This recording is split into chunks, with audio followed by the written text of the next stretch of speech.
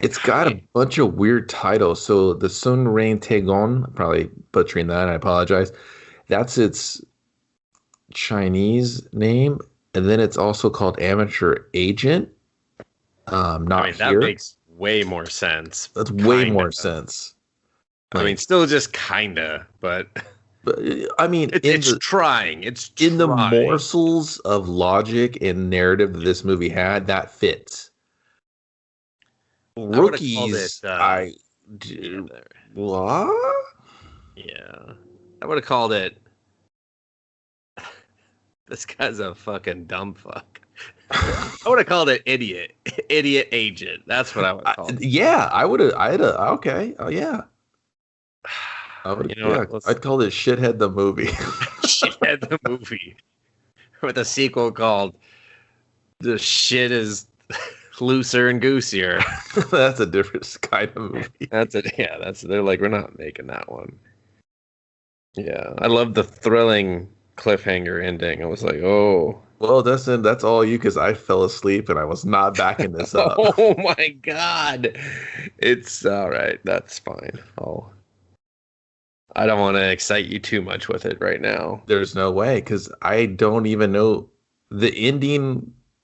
I I just stuff happened. I don't remember. Oh, definitely. Definitely Oh, stuff. definitely. There's stuff always happening. But I will There's give a the lot of movie questions that. on why it's happening. I'll give the movies like you want stuff, we got stuff. Yeah, it's like someone with ADHD and a YouTube subscription outside of America or outside of China was just like, holy shit, I don't need to do any fucking narrative work. This is a love story now. Whatever. Let's go. Yeah, it did that. It did that too. You know what? It had a lot of voices that it didn't know which one to listen to. Yeah, China was just like, this movie needs to have this, and fucking this, and this. Did you forget this? Let's just cram that in here on the back. And you know what? Fucking you're in Budapest. Okay. That was my favorite part of the movie. I will tell you why that's in the movie, and you will no longer like it after that. Well, they probably were like paid for it, I assume. No. Did you see his apartment? I saw the Jason Bourne. I saw the fucking Hitman movie poster in the I saw that background. The bad one. I know exactly. I was like, oh, I already knew this movie was trouble, but that is very revealing of why we are here. Yeah, no, there's I want to say it was Born. I think it was Born Identity. It might have been Supremacy, which is like the third one, which is also troublesome. But the Jason Bourne series spends a lot of time in Budapest. It's very cheap to film there, and they let you blow up their streets. I thought it was going to be some sort of like cool story, not talking about the Bourne movies. Oh, it's just there because they like Jason Bourne. That's it. I wish I had a cool reason, but no. Yeah, well, here's You another. know what? Let's movie.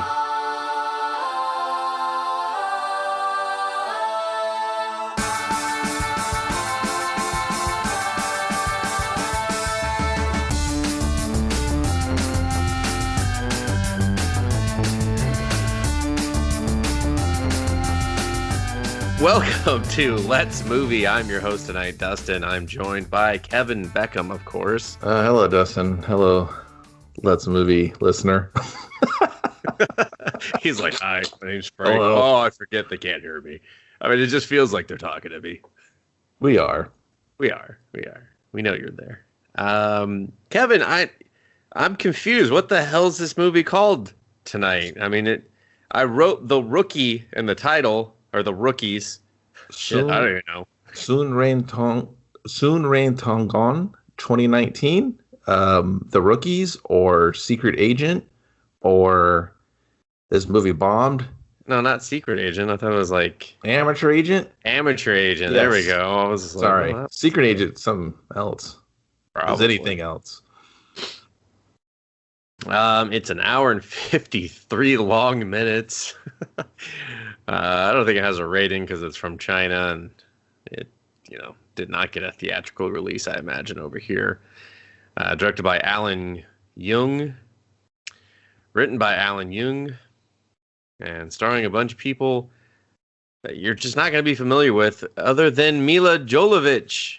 Jovovich. I don't even care at this point.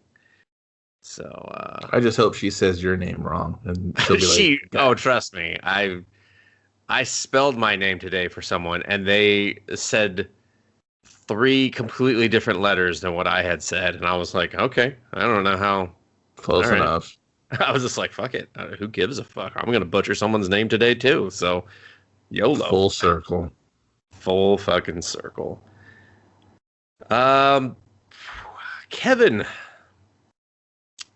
initial thoughts on this movie? Yeah, I got a lot of them.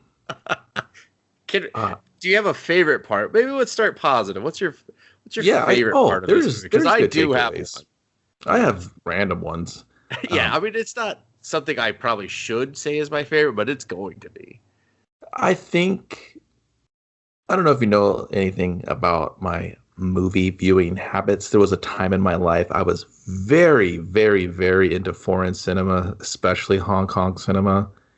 And I miss it. Yeah. And this was my favorite part, was going back to these movies. And then, it was this movie, and I was like, okay, I know there's a certain style of comedy that they enjoy with their action movie, and it really kind of started in like that, and I'm very familiar. I was very okay. Yeah. And then it kind of went on without me, viciously and frantically. It had the SNL problem of, this isn't funny, this isn't hitting on any language, and this scene is too long. But I liked some of the set locations when they went to Budapest. I thought were visually interesting. I think the way that there's good color correction. You know what I mean? Like, it looks visually nice when they're filming their aerial shots and some of the crane work, and I like it. I was like, this looks fun. It reminded me of like old Jackie Chan movies when he would his Condor movies when he would go to fun locations. I had that vibe on it. I was like, man, I really like that, and I'm having fun looking at these. Maybe it's because I haven't been anywhere in forever, but these set pieces are super fun. I love them. I just think when our characters get into them and get to play in there, they just stay as more like backdrop instead of interacting with the world, Yeah. So that was one of the things I liked. My favorite part was the horse. Do you remember the horse, Kevin? I remember him just randomly having like a part of the montage in the barn. He had so much of the montage. Not only is this man welding next to a horse, and the horse is not shook by the welding at all. He's like, not. It's like, this is a normal day for me. I'm welding horse. I help weld. But then he had a picture with the couple that was never a couple before that moment, and then it came out to greet them. Like, they were like, send that fucking horse out. They're leaving. Fucking welding horse has got to say goodbye to the crew. And the welding horse said goodbye. He made sure. He was like, hey, fuckers. They do a lot of little animal jokes in this. There's a part where they're racing away on this these little sidecars, these little racing sidecars, and for whatever reason, our main character, what's his name? Zhou. Asshole. Idiot. Feng. He lowers his head to the road, and there's 2 snails trying to cross, and then one gets stuck to his head, and he's like, because he's shifting his weight so the car can make turns at a they were horrible at that, by the way. I was like, you shouldn't have all those sparks every time if you're doing it right. Visually, for action movie, they were doing it right, but for keeping high speeds, probably not. But the other one snail is separated from the other snail, and we just sit on that shot with the snail, and they put a little sound effect on him, going wah, like. Wah! And I was like, what's happening? Like, yeah, but they love to do that. They love to just. But here's the thing, going back to what you said about the comedic style, I'm very familiar with that style too.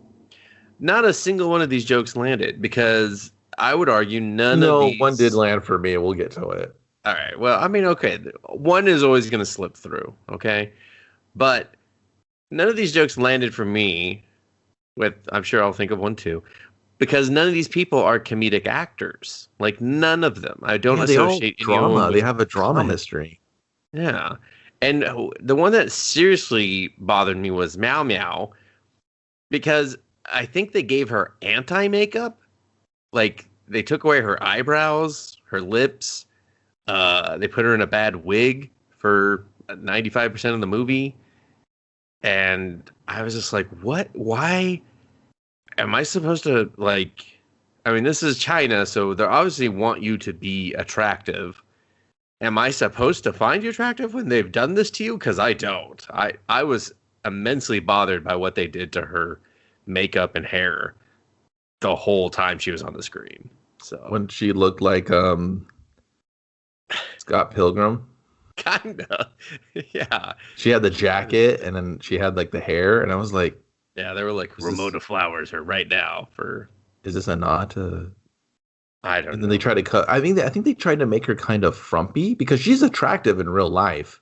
Yeah, I saw her picture like before I started the movie, and then I was like, who the fuck was that? She's gorgeous. And you're like, wow. And then you see her, and then they put her these frumpy glasses, and they kind of make her slouch. And no, for sure, she's supposed to be like, and like a lot of them. Like all of them. I was like okay. All of them. Otherwise, she goes into a fucking fucking spurt of rage and just bloodies the streets. Bipolar. You know what I mean? She's just... And I was like, oh, so these are in like her original, like her, when you see her in her black hair and the glasses, the black hair almost looks like a wig. Oh no, it's a wig, dude. And a lot of shots, and I'm like, what? Yeah, it was just, they did her no favors. It was really. It was a rule like what's the, not She's All That. It was, is it She's All That? She's All That with Freddie Prinze Jr. and they try to She's All. They're just like, take her out of the overalls. Now she's banging. You're like, take her hair out of that ponytail. You've done it. It's like it. Rachel like looks a babe no matter what she's doing. You got to bathe. You can't be a stinky Jennifer. She's like, what? Yeah, it was weird because I didn't understand. I thought she was going to come out of her shell and then like get her confidence and then be like the super cop or like the super agent. And I mean, her motivation was so what? Like everyone's motivation was just, it was only 3 of them. They got rid of the 4th one, but then they didn't commit to it. Yeah, her motivation was stupid too. Like, I used to be a doctor. Now I just believe in you. I was like, I was like, cool. I had nowhere to end. I was like, it took you guys this long to like want to bang? Like, all right, Dustin.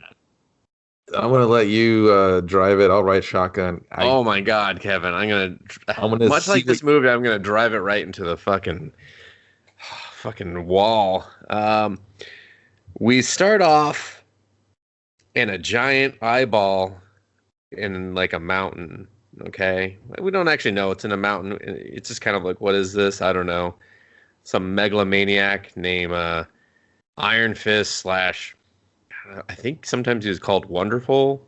I don't know. It's weird. Iron Fist works. He's our bad guy-ish. Yeah. Bad guy. Basically. He's monitoring some conversations, and then he's talking. Oh, no, I'm sorry. I'm jumping in. My bad. I completely... No, people are running. They're running in white lab coats for their lives. This is actually a decent part of the movie. I can't believe I forgot this. Sorry, they're running for their lives, and this guy, I don't know, over-the-top white guy in like a fur fucking jacket is standing in front of a helicopter, and he's just looking at all these people, like thousands of scientists basically running towards him, and he gets on a helicopter, and they fucking start World War Z-ing this fucking helicopter, just like hundreds of them hanging off. It's real like Hunger Games Battle Royale style. I see Hunger Games more, and the white scientists, and they're all their white robes and uniforms and stuff, and he's just like, catch you later, Bill and Ted, and gets on the hell, and they're just like no, and the gas is coming. Yeah, I totally forgot about this too. Jesus. I know, yeah. You just because it's just like It doesn't belong in the that's such a movie, but it different movie. does. Yeah, you're Yeah, it's such a I saw different that movie. and I was kind of like, okay, I'm interested. Yeah, And then there's just a very hard shift after this, as we'll get to. Like, but tonally, the movie is just a fucking roller coaster. The movie has no tone, Kevin. It is tone deaf. Okay, true. So the helicopter takes off. He opens something and throws this like red gas at the people, and then plants just start growing on them, and then all the people start just plopping off of the helicopter. It's quite hilarious. He's wearing some, pre-COVID awesome COVID mask, and then we just start seeing all these people turn into plants, basically. Dude, I thought he was like, is he an environmental terrorist that's going to save the world with his cool plant bomb? I mean, I was just like, is this guy actually a bad guy? That's what I thought. I was super confused. I was like, did he kill those people? Recycle, or I'll fucking turn you all into plants. And they were just like, hey, okay, hey, we're all recycling right now. Yeah.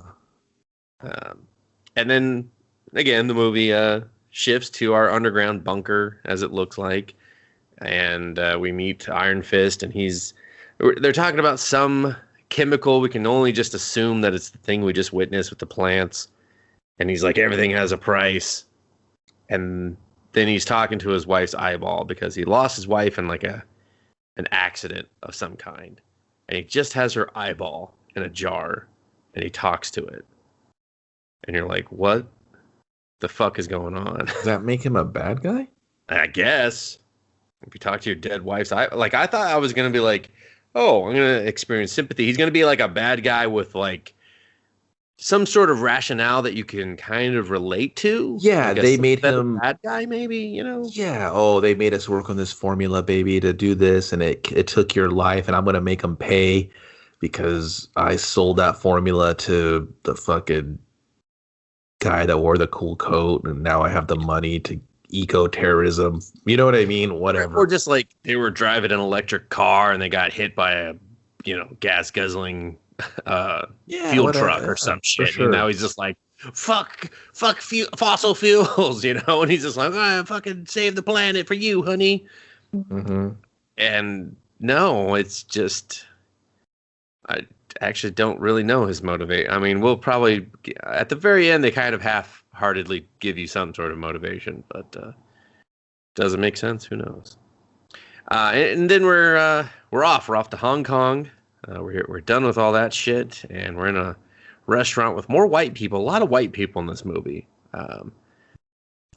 Yeah, and most of them not English speaking. So it was very, I don't know, that part was strange because they made them speak English, and you could tell that they were not comfortable with that either. And there's these two guys, they're doing like a passport deal. This part of the movie is difficult to view because everything's moving so quick on this camera.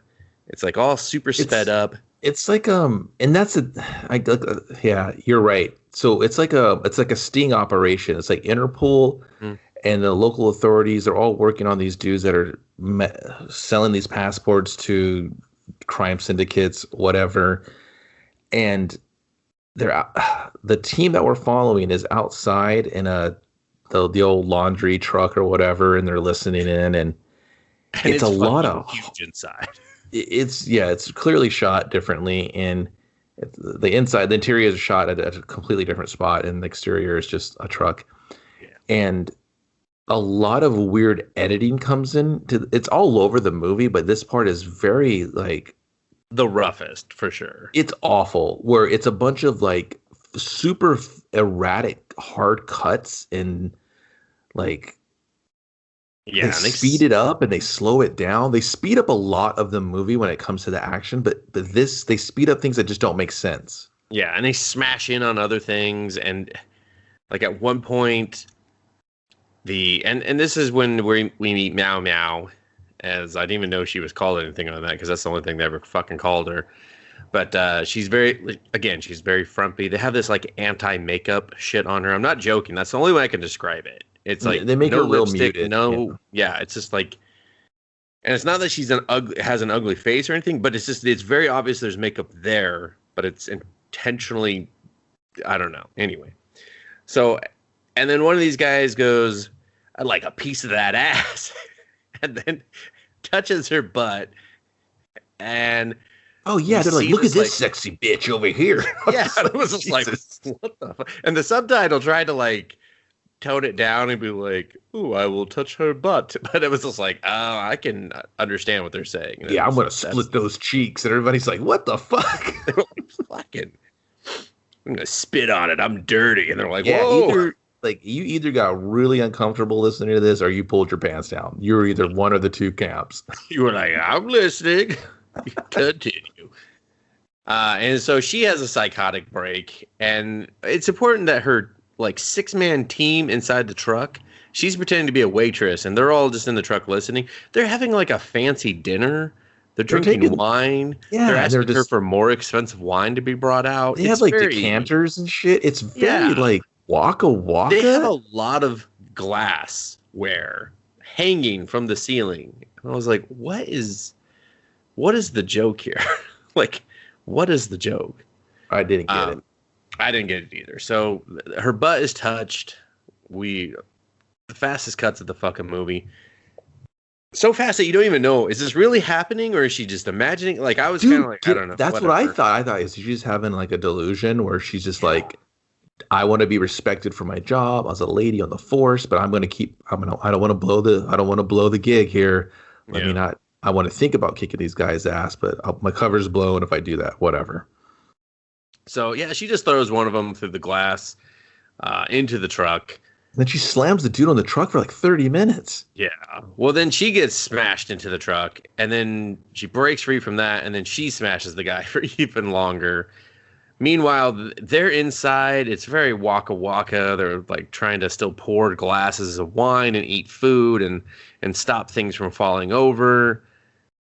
And in scene, we're just... No, the chief comes out, and one of the other commanding officers, they put their hands on her. They're like, hey, meow, meow, cut the fucking dose. And she decks him in the face, knocks a tooth out, and the tooth flies into the screen. And I'm like, was this supposed to be 3D? Yeah, but only that part. Like, only this part is 3D.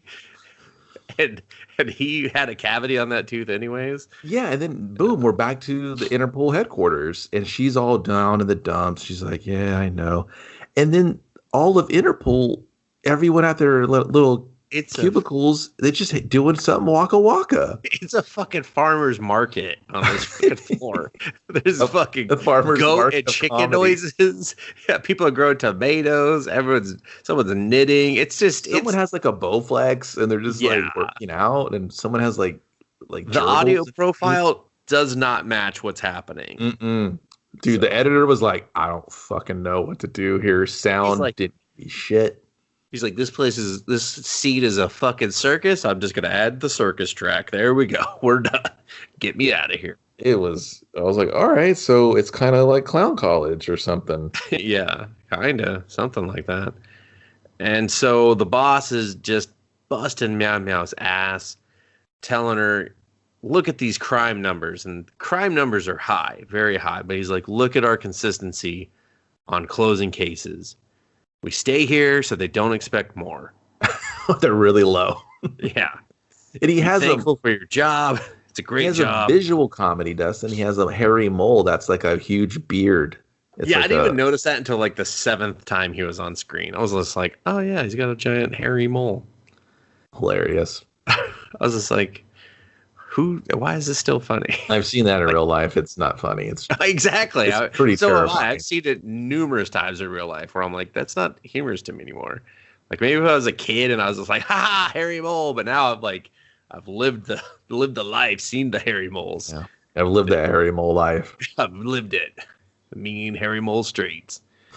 And so she's about to like just go off on him again. And he's just like, take your meds, you know? And she's like, I gotta get on this live stream for this guy that climbs shit that I hate. That I fucking hate. I did like the visuals here. So he's up on a roof. It's just, it's stupid. He's just very, and this is Zhou Feng. This is our main guy. He's real cocksure, real cocky, real Top Gun. Yeah, he's just like, look at me. I'm so beautiful. I'm up here welcome everyone. And all of his streaming social media people, like they're these represented by these blue dots, they all just like appear around him and just start saying the things that people are saying in the comments of like the live streamer. Yeah, this is probably one of the few things I liked that they did, because I was like, that is a wonderful representation of his social media streaming. That's great. I hated it. I didn't hate it. I didn't like it. It confused me more tonally of what's happening. Oh, well, I mean, again, and they don't do anything like that ever again in the movie. No. Well, that's because he has to stay off social media after this, Kevin. No, I know, but I don't feel like it was really one of my biggest gripes about this movie of many. It felt like it belonged in a different movie. Yeah, for sure. Like I will admit that if the movie had just started there and then proceeded to do everything else afterwards, I would be like, why did we have that? If this was a rom-com where she had a crush on him, but he's too much of a sassy, fun-loving guy that just can't buckle down, and she's a lady of the law, and they get together. He just won't plant roots and love her. Yeah, they accidentally break up a crime ring, and then he falls for her, but she's just still. You know what I mean? That sounds like a much better movie. then I'd be like, I can see this little, like, My Sassy Girl thing with like the text messages, or like My Tutor Friend, where they're sending each other emojis in the screen. That works. I'm all about it. That fits that movie. It's real modern. I love that. But in my Waka Waka action movie, you know what? Fuck it. I guess it belongs there too. I mean, I guess if there was just any sort of, further social media streaming anything, like they do bring up kind of social media again later, but they don't do the same thing. I don't know. But so then here comes the boo birds. We got the red bubbles that come, and this is the haterade. Yeah, they're just like, fuck this guy. Fuck him for living his life and his dreams. That's the internet I know. Yeah, I was just like, that seems more accurate. And then a rival appears, and he's just like, ha ha ha, I'm over here too. And so now they're in a race to climb the rest of the building. I don't know, like they're just on the roof, and now they're going to climb this other part of the roof. And I don't know, I was like, did he climb all the way up there? Did he just start there? That seems like he's cheating, but whatever, fuck it. And they're on a race, and this part's not horrible, but it's a bit confusing because you can never tell where they both are at the same time unless they just happen to show you that at the very end. In one shot they share, and you're like, oh, okay. Huh? Yeah. And so then they're both just stuck at the top of this lightning rod that we're told is a lightning rod. And then here comes the lightning. So, and then they talk about ordering pizza and having to use the bathroom. And then, because what it is there was a race to the top, and he's trying to get clout. He's like, no, I'm the hot shit. And he's like, no, man, I am. And he's just trying to oppress his followers and all his. Yeah. He's just trying to get internet love because he loves extreme sports, and this is how he identifies, right? So this is all he has. Yeah, exactly. It's all he has, and he's made this weird competition with this guy. He's showing up at other places, and whoever stands at the top wins. They don't tell you that until it happens, where he tricks him and jumps up there, and the other guy calls him a cheat, and then the other guy grabs his leg and pulls him off, and he falls and slides perfectly down the roof. Just and then sweet base jumping. Yeah, parachute. Woo! He's coming back from the gulag. Yeah, he's jumping in, but he's landed on the worst roof possible. He gets tangled in front of some, I don't know. It looks weird. It looks weird on top of this building. It looks out of very I don't want to say it. It's overly designed in a way. Yeah, it doesn't look futuristic. It's perfect. It's like a callback to like maybe feudal China's like architecture and stuff, and but it's all CG, and he tumbles in through the door, and he's all of a sudden in the middle of this triad looking gang, suited guys, guns, more white guys, Yeah, he just rolls onto the couch, and he's like, hey, and they're like, oh, what? And there's the, I'm the big boss with the cigar and the beard, and here's my cronies. And his cronies all pull guns on him. And Fang's sitting there like, he's like, you're Mr. Kennedy? He's like, he plays it all off. Mr. X, Mr. X. Oh, Mr. X. And he's like, that's how you guys, that's an entrance. They're like, but sir, he's like, don't be so disrespectful. And the guy, one of the cronies mouth off, and he takes a cigar, fucking cutter, takes the dude's finger off. He's like, I'm sorry, sir. And it falls in a glass of wine. He's like, yeah, Mr. X, ready to do the deal. And he's like, yeah, my people are on the way. And he's like, show me that you're on the up and up. Drink with me. Yeah, and then he gives him the glass with the finger in there. Yeah, he never says, get me a fresh glass for our guest. How rude. He's put a bloodied finger severed finger. Yeah, and then he drinks like, it. Drink I mean, I guess that's kind of funny. Well, the tongue motions he does is very asshole, where he's just like trying to lap it out almost. And then, yeah, like he's trying to move it away from his lips, but it could be funny if it wasn't so fucking preposterous and if it wasn't this scene of like, why didn't he just go, hey, sorry, I just parachuted randomly. Can I leave? Like a normal person would. Yeah. He'd been like, oh, my bad. The movie credits. Or they would have just shot him on sight. I don't know. Yeah, and your $1 billion fortress, that's the security you have. You don't have cameras outside. You don't know who this guy you're doing this fucking giant deal with looks like or what. There's no code word of like, yeah, let's drop our pants so we know we're on the up and up and only we know that. I don't know. Yeah, so then the actual people for the deal show up, and they're all wearing like the same suit, same glasses, and then they sit down, and so Feng has to. He keeps playing it up. He keeps playing the part. He played it up because now he knows he's in danger. So he kind of just keeps talking to both of them like he's representing the other side. And then they start to just kind of get confused and start yelling at each other. And he's just like, do the fucking deal. He switches the briefcases, and then he switches them back as he puts them down, which doesn't matter because we're not doing anything here. Nothing's going to happen. And they're just like, okay, let's do the deal. And then some other guy, what's his Mr. X, one of the guys shows up. Yeah. Wasn't that supposed to be Mr. X? No, that was Johannesson or something that was supposed to vouch for him. And he walks over and he hugs him and he's just like, yeah, it's me, like, please help me. And the guy just tells him, run. And he's like, oh, okay, cool. And he falls down dead with a knife in his back. And you're like, oh, shit. And then we meet Bruce. Kevin, has Mila just been smoking Camel Smooths for like the last 25 years or something?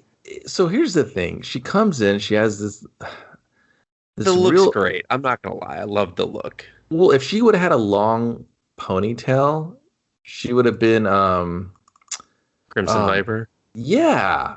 Like they look like Crimson Viper from Street Fighter 4. Yeah. And then she started talking. I was like, are they making her talk like she's constipated? She's like making her talk like, hey boys, you're gonna start this party without me. I'm like, Tara Reid, are you okay?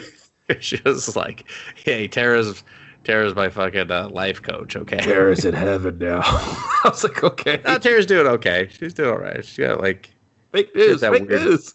She had that weird plastic surgery or lipo go bad, so she's really just had to embrace a disgusting stomach, so. It's Crimson Viper without the sunglasses, and then they're making her do this like constipated voice. I was like, is she trying to do her best like Batman? Yeah, exactly. She's just like, I don't know if we're gonna make it out of here alive, guys. You're just like, okay, and what's happening here? She CG wire foo type but maneuvers. Yeah, she throws like a fucking smoke grenade. Have her just keep loop-de-looing back and forth underneath these stairs. They'll never figure it out, and she'll just kick all their asses. I was like, you guys have guns, just shoot her when you see her. Yeah. But she just makes short work of this whole room of thugs, and sometimes they're shooting each other. And she just with a needle too. I didn't understand that. It's a little needle in between her like ring finger and middle finger. She's just poking him in the neck. She's like, and "Oop." I was like, was she trying to sedate him to get information? Nope. This is just what we're fighting. This is just what we're doing. She's like, cool. now you're addicted to heroin. Now you're addicted to heroin. Yeah. Heroin. Like, heroin. I just stuck you with a dirty needle that I put in a bum's asshole 5 minutes ago. Enjoy. Enjoy. But also the heroin. Just like, this all sounds bad. Yeah, I like, give her some knives, give her some cool little gun kata blades, give her some boot knives, give her something like visually interesting. Badass knife that was stabbed in that guy's back that she clearly did. Like, did she do that? I had no idea. I don't fucking know. I had no idea why we killed that guy. I assumed that he just needed to die for the. And then Feng just leaves the scene. He's gone. He just somehow gets. There's no more security in this building. He just exits. That's it. It was just those 10 guys in that room. That was great. Yeah. And the smoke. No, he goes around the corner and cries a little bit, and then he leaves. The end. Yeah, and then she opens the case. Looks disappointed. I guess the real deal wasn't gonna happen or something. I don't shenanigans. Yeah, someone was trying to fuck someone else over, and and then we're just like, okay. Well, they do like the Mexican standoff first before. Yeah, for like 2 seconds. Yeah, everyone's pulling guns on each other, and I was like, until Bruce shows up, and I was like, "Can I party?" Oh, doesn't she say something too like every dance needs a soundtrack or something? No, like she says that later. I know, but she brings up music at the beginning too. Like, that's a callback when she brings it up later. Oh, shit. Yeah. She says something about music in this first hour. She's like, "Are you ready to dance? Cue the music." And I was like, the fuck is going on, Mila? She does not know. Monster Hunters movie. Is it good? It's got to be better than this, right? Right? Someone. Right? Please? It's not. This is what you sound like now. Oh, my God. I used to love her so much, man. Yeah, I mean, the world did. I thought she was so great. Then she did those Resident Evil movies and just never. Remember Ultraviolet? Oh, boy. Yeah. She was in a suitcase. That was remember Surrogates? She's like, no, I was in Fifth Element with Bruce Willis. Oh, no, that was good. That was good. That was we like that. Yeah, what else has she been doing? I'm fucking curious. Like, just what else did she do? I think we go back to Feng's apartment after this, right? I think so. I'm not. And we meet his mom. I feel like there's no. First, we meet his blow-up doll, Maria. No, listen. I laughed here because he's in his room and he has a blow-up doll, and a lot of things are going through my mind here. And I was like, okay, let's see where this goes. And he's kind of swooning with her, and he's ready to fucking lay down the law on Maria.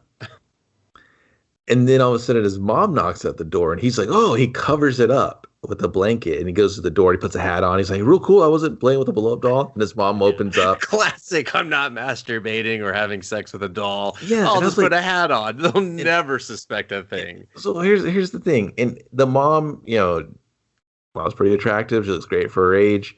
She comes in there, and they start doing where have you been? What have you been doing? You haven't been doing the cool extreme sports again. He's like, no, Mom, yeah, maybe. And I haven't done anything. And they sit on the bed to talk, and then it squeaks, like the head pops up.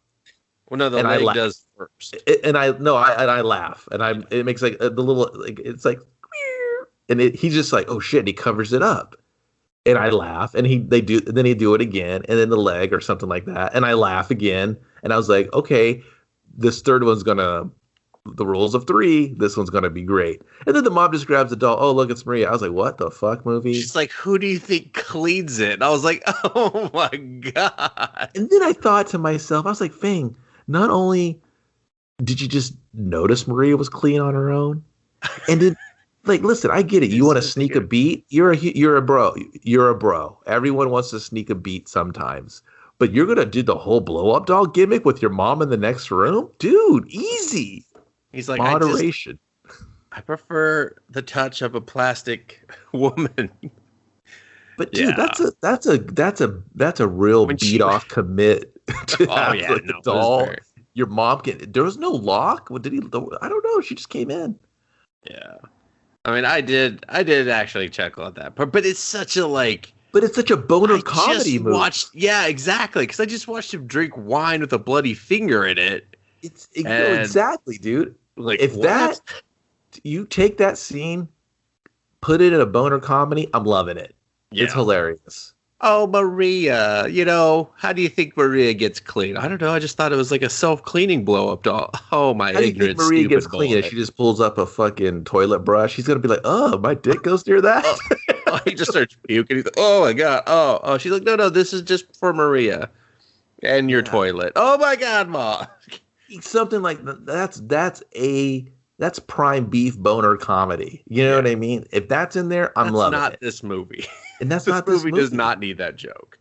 Yeah, It's and then the mom very just strange. like exit scene left. I will never see you again, everyone. Well, Good night. she does bring up, yeah, no. We see her one time. She's ironing in his room The only for some reason, set. wearing the same clothes. Yeah. It's been like 7 days, but she's still wearing the same clothes. All No, right, she does everybody, bring up that's a that he wrap had- for mom. Let's go ahead and Film this ironing scene and then get her the fuck out of here.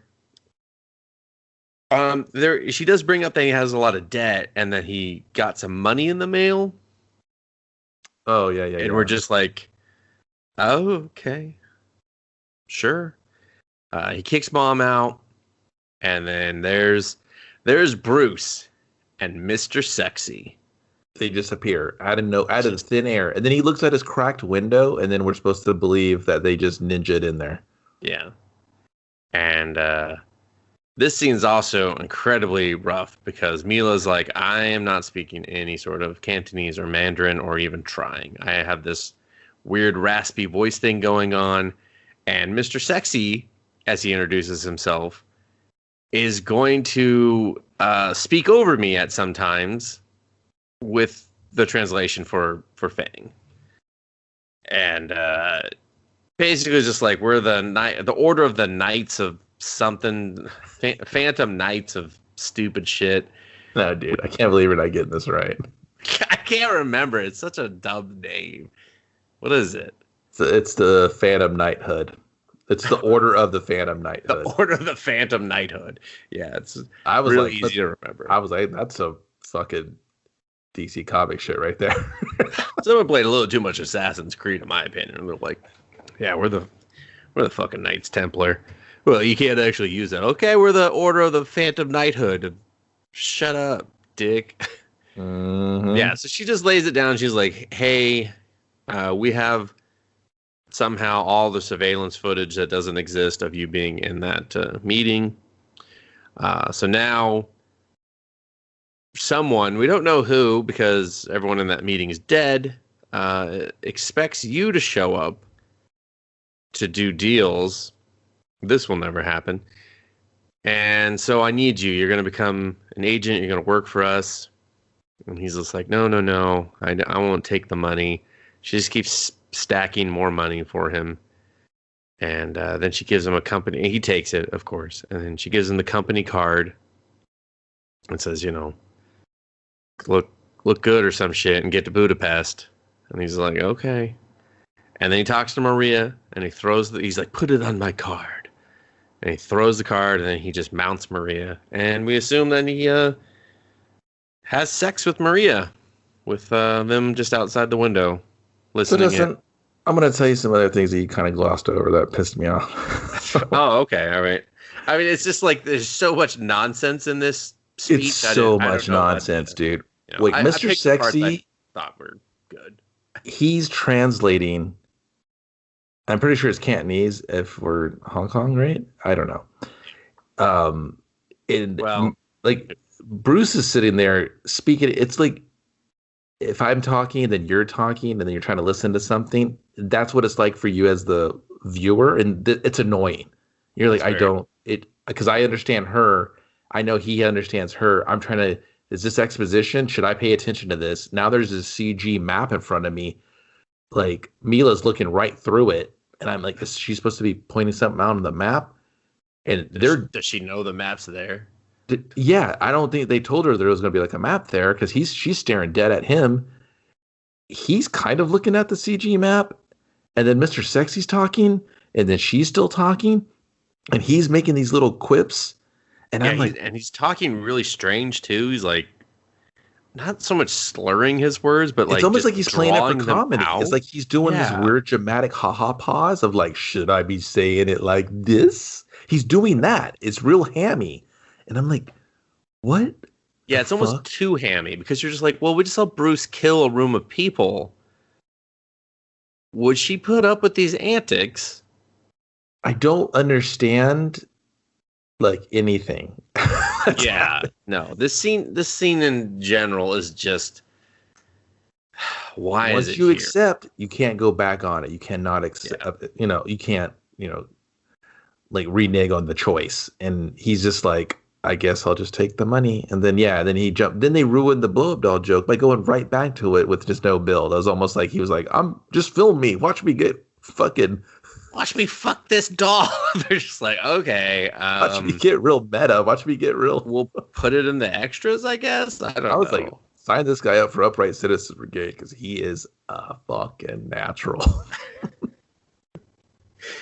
yeah, and so then we go back to Meow Meow, who has been told that she has to take like some leave and go to deliver files to Budapest about the murder that Feng witnessed in Hong Kong.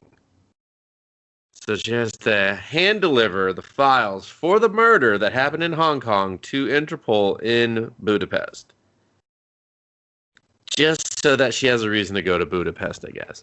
She opens the file, she reads everything, she sees Feng's like button that she hates so much that he wears in all of his videos. She cyber And it's stalks just like, she's like, I know it's this motherfucker. I was watching his fucking shit. I know he jumped off a roof. He must have landed here. Like, she just pieces this shit together. She's the best detective I fucking ever. Because DDoSed she him. helps. Yeah, she helps me solve this fucking movie. That's for damn sure. So she's like, I'm off to Budapest.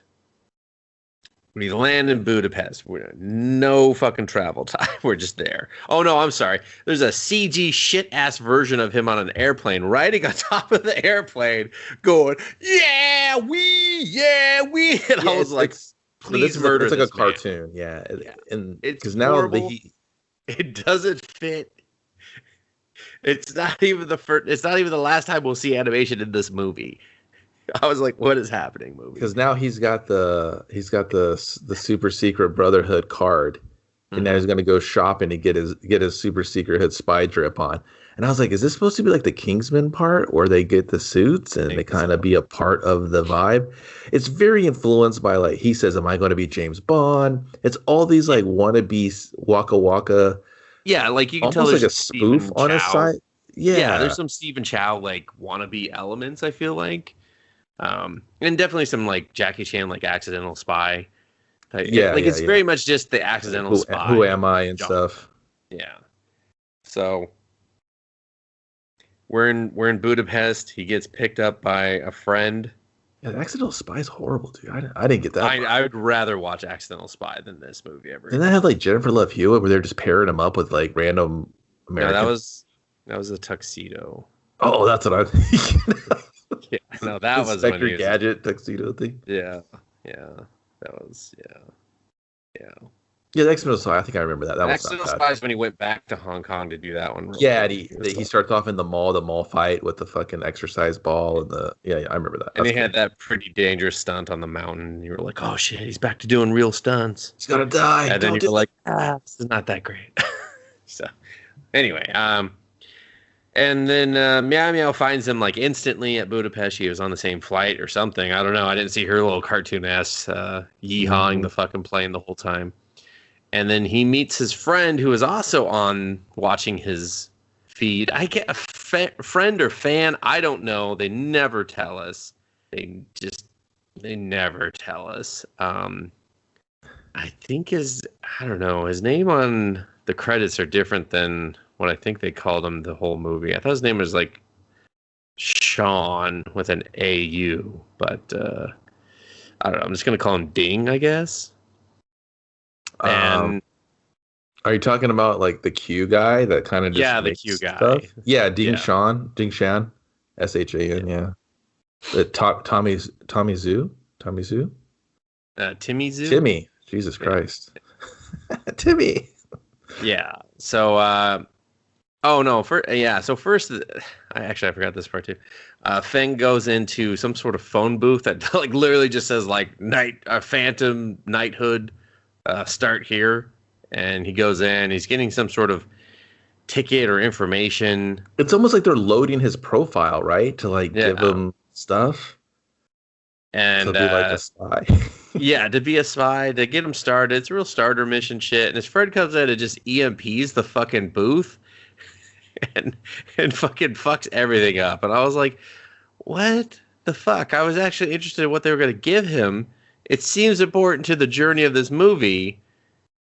And you just let him, I don't know, just be like, look, I did this EMP thing. This won't ever come back again 900 times throughout this movie.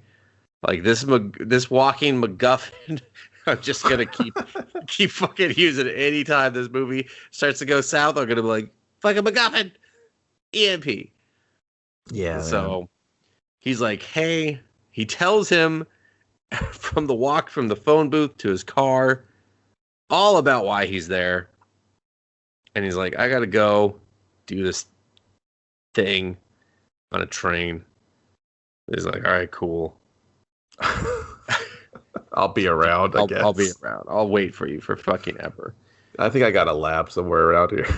I think I saw a fucking a pretzel place. I think I'm gonna hit that up.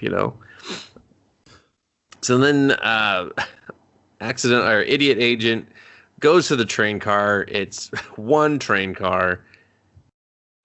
It's stupid. He goes inside. There's a bunch of more white people. They're laying out their plan to get something Iron Fist wants. He wants the Holy Grail.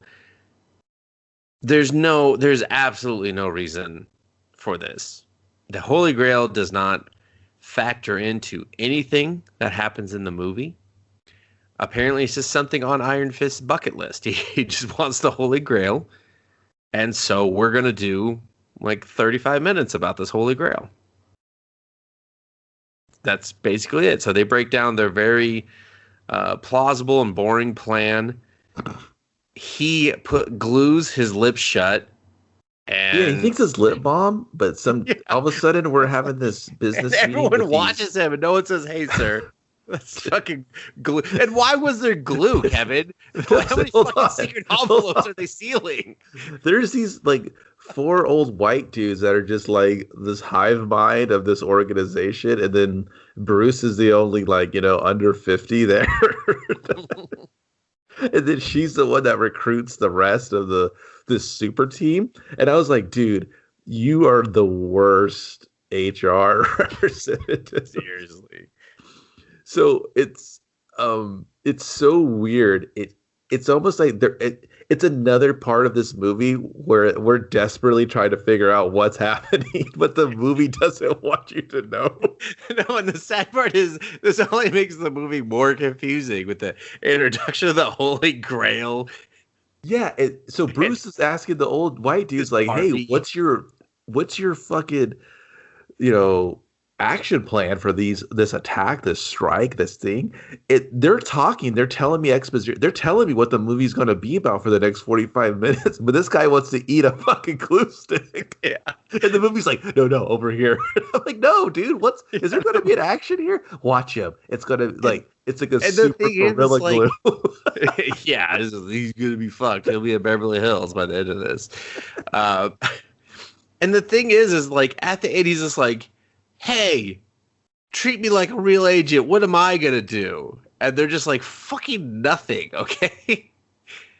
And I was like, okay, why is he here then? Time out, Dustin. This is what I would have loved. Okay. If she's trying to recruit someone for a mission, they're like, man, we don't really want to use our best agents. I'm following this guy on the internet because he's got all this notoriety for being this sweet cliff jumper. He's just like he can base jump off a fucking like a fucking bird's dick at up in the sky. He could fucking Jesus step off of fucking bird penises midair, just like boop, boop, boop. He's just running on fucking birds like they're Mario clouds or some shit. And then so we're gonna intercept this guy because Mr. X is gonna do Mr. X and Iron Fist could be the same guy, but they got a deal going on. There are two big baddies, and we're gonna have a guy like they're gonna do something crazy like a deal in the middle of the fucking sky with two planes, and we're gonna fucking drop this dude right in the middle, and he's gonna intercept it, and he dies. You mean play to his strengths? Give him a reason to be there. And then the old dude's gonna be like, "We gotta train him. He's kind of a fucking dick nugget." She's like, "I mean, did you see with that fucking glue stick?" And then that's the thing. He's kind of a dick nugget, and you turn to him, he's eating the glue stick. He's like, "I thought this was milk in a stick form." They're just like, "Uh-oh." They're like, "Oh my god." He's like, "Maria!" Yeah. And then you see a scene with the fucking blow up doll on his back, and he goes to pull his ripcord, and Maria's like, farts on him. He's like, "Oh shit!" He loses her. He's like, "No, not again." No. And then they're just like, so long. Oh man! And then and then you go to Meow Meow. Meow Meow's gonna be like, you know what? This guy's a fucking internet superstar, but he is a bit of a dickhead. I think Bruce. She's a childhood friend that's bailed him out of everything. Exactly. And I think Bruce is the bad guy using him. The Holy Grail, there's got to be something more. The Holy Grail is probably a key to something bigger. And so Bruce reeks evil bad guy double cross. Exactly, dude. Only that never happens. That would have been perfect. You would have told me he's a dipshit that can do one thing like a fucking, superstar, and she's going to pull his fucking ass out of trouble. And Bruce does the double cross, and he ends up like taking the Holy Grail, unlocking the secret treasure, and now he's got like a whole school. He's just teaching kids how to base jump all over the world. Yeah, and we completely forget about this environmental terrorist angle. Yeah, and they fall in love. Feels like a completely different movie. So, and then he was like, she's like, "I'm going to radio you up there. Just make sure you radio back for help before you intercept the two and grab the Grail." And he's like, "What?" And he's got the glue again. He's like, "It's pretty good when you give it a second chance."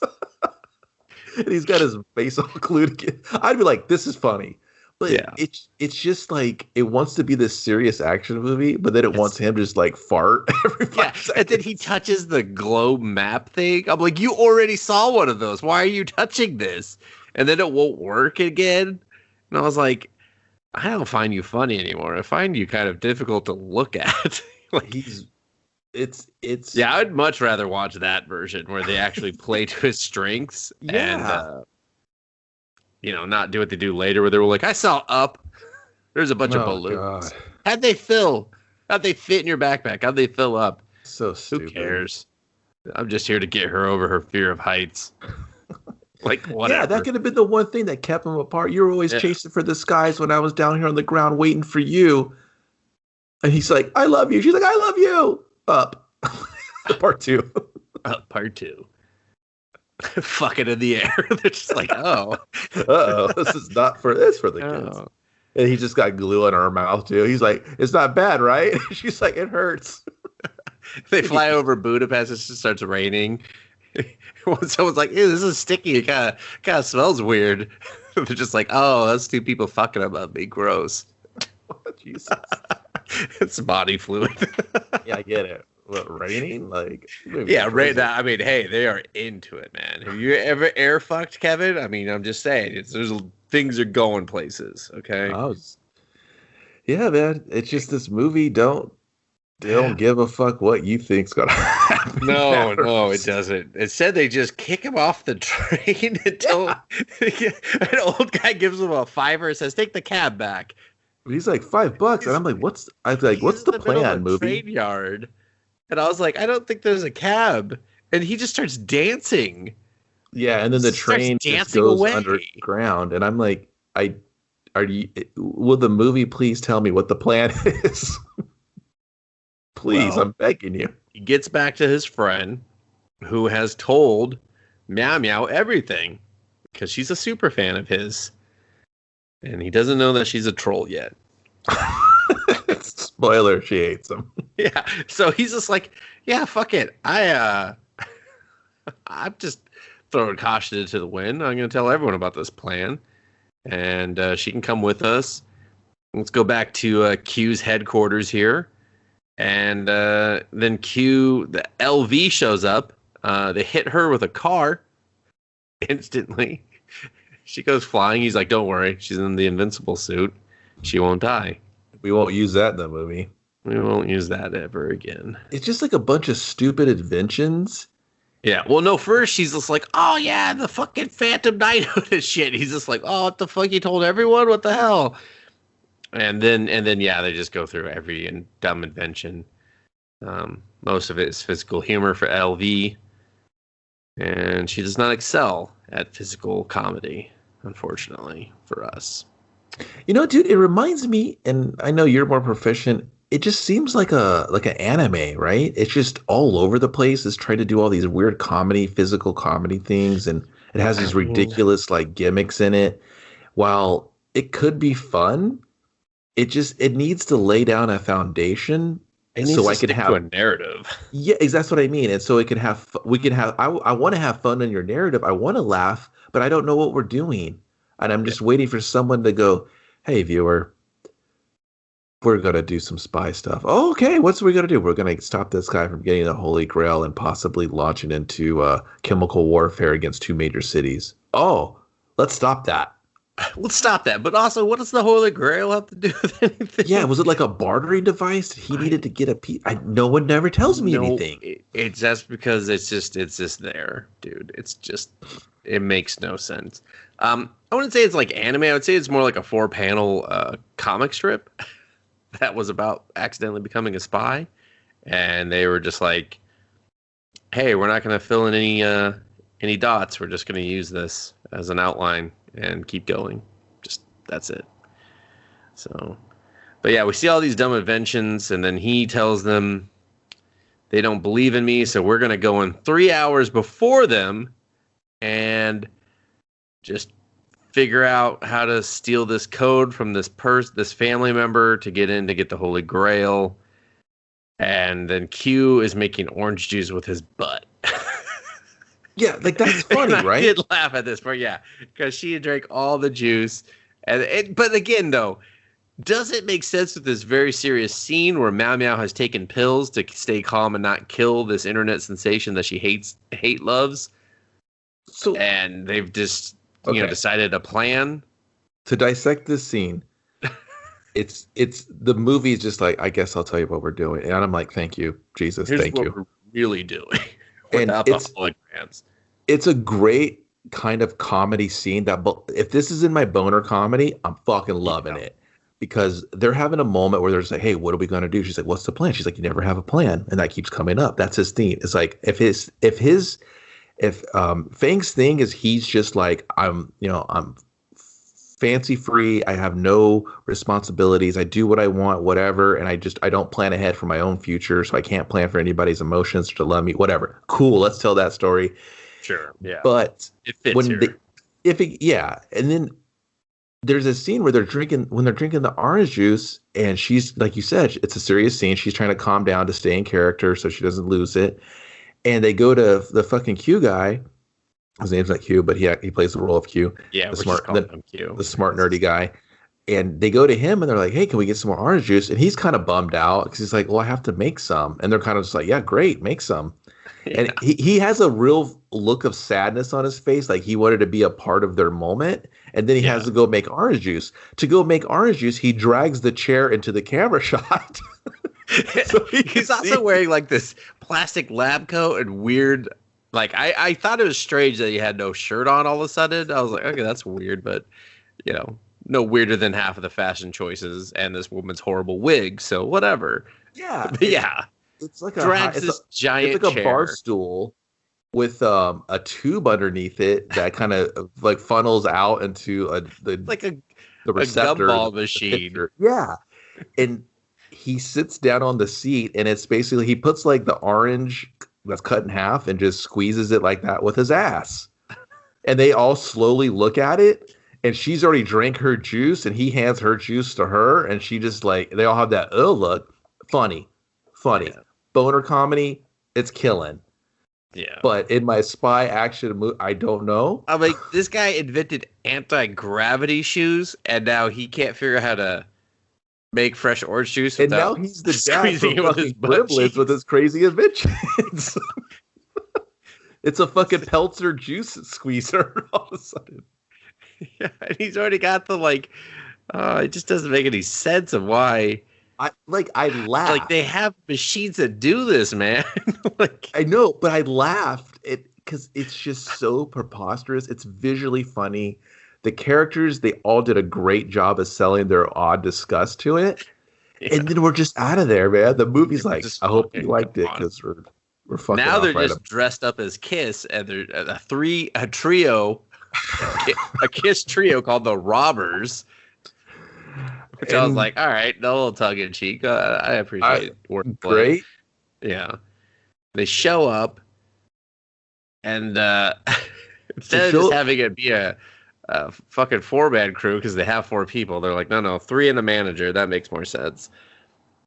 They're led into this room, told to wait there for like an hour and a half. Well, yeah, they're in this socialites party to get it's like some big mansion where there's this big they're gonna like the daughter loves Kiss, I guess, and they're a Kiss cover band. So something. Yeah, but they're going here to steal something, but I don't know. They go, yeah, hey, they do the security check and they're like, hey, we're the robbers. Okay, they get past one checkpoint because some goobers are at the door. Yeah. And then they get back in, and then there's another cop there. And she, Meow Meow is trying to tell him, like, hey, get ready. The shit's about to go down. And she writes it in fucking Chinese. And he's like, he's speaking fucking. He's speaking Chinese. Bro. He's speaking like Mandarin, like a G. And then he's like, oh, yeah, I can't read it. And I was like, well, that's fair He's enough. like, I can't read that. That's in Chinese. I'm speaking Budapest. Yeah, he says something weird. And I was like, what? All right. And then she's just like, oh, my God. But I was like, is he Interpol? How do you know he's a cop, too? Oh, he picked her up at the station as well for like 2 seconds, and then she got out of the bar like instantly. Yeah, like what was he was literally had a 10-second introduction. I didn't understand why we were here. Was this the Iron Fist party? Was he having a party? That's where the Holy Grail was. That was the plan that they laid out on the train. They were going to go into that party, and during the party, they were going to crack the code and get in while the party was going on. So they were like, we're going to show up before the party, like Dustin, and do the same thing, basically. Does this make sense to have one guy you hire that's a total dipshit to do this highly secret mission? He has no training whatsoever. He wasn't invited in this part, Kevin. He just crashed it on his own. Like, I was like, why did you cue him in on the plan if he wasn't going to do anything? Well, you have Feng. He's here, and like this is the job you give him to interrupt this fucking billionaire eco-terrorist hunt for Red October. And then that's what I'm saying, Kevin. He was just supposed to do the handoff. That's why I found it so confusing that they included him on the entire plan, only to say, no, you're not going to do anything. We're just going to have you. Yeah, and I totally get it. But now you're allowing these 2 other people you haven't given the okay to join this plan that has all this on the line. Well, they don't know about that. Why are they there?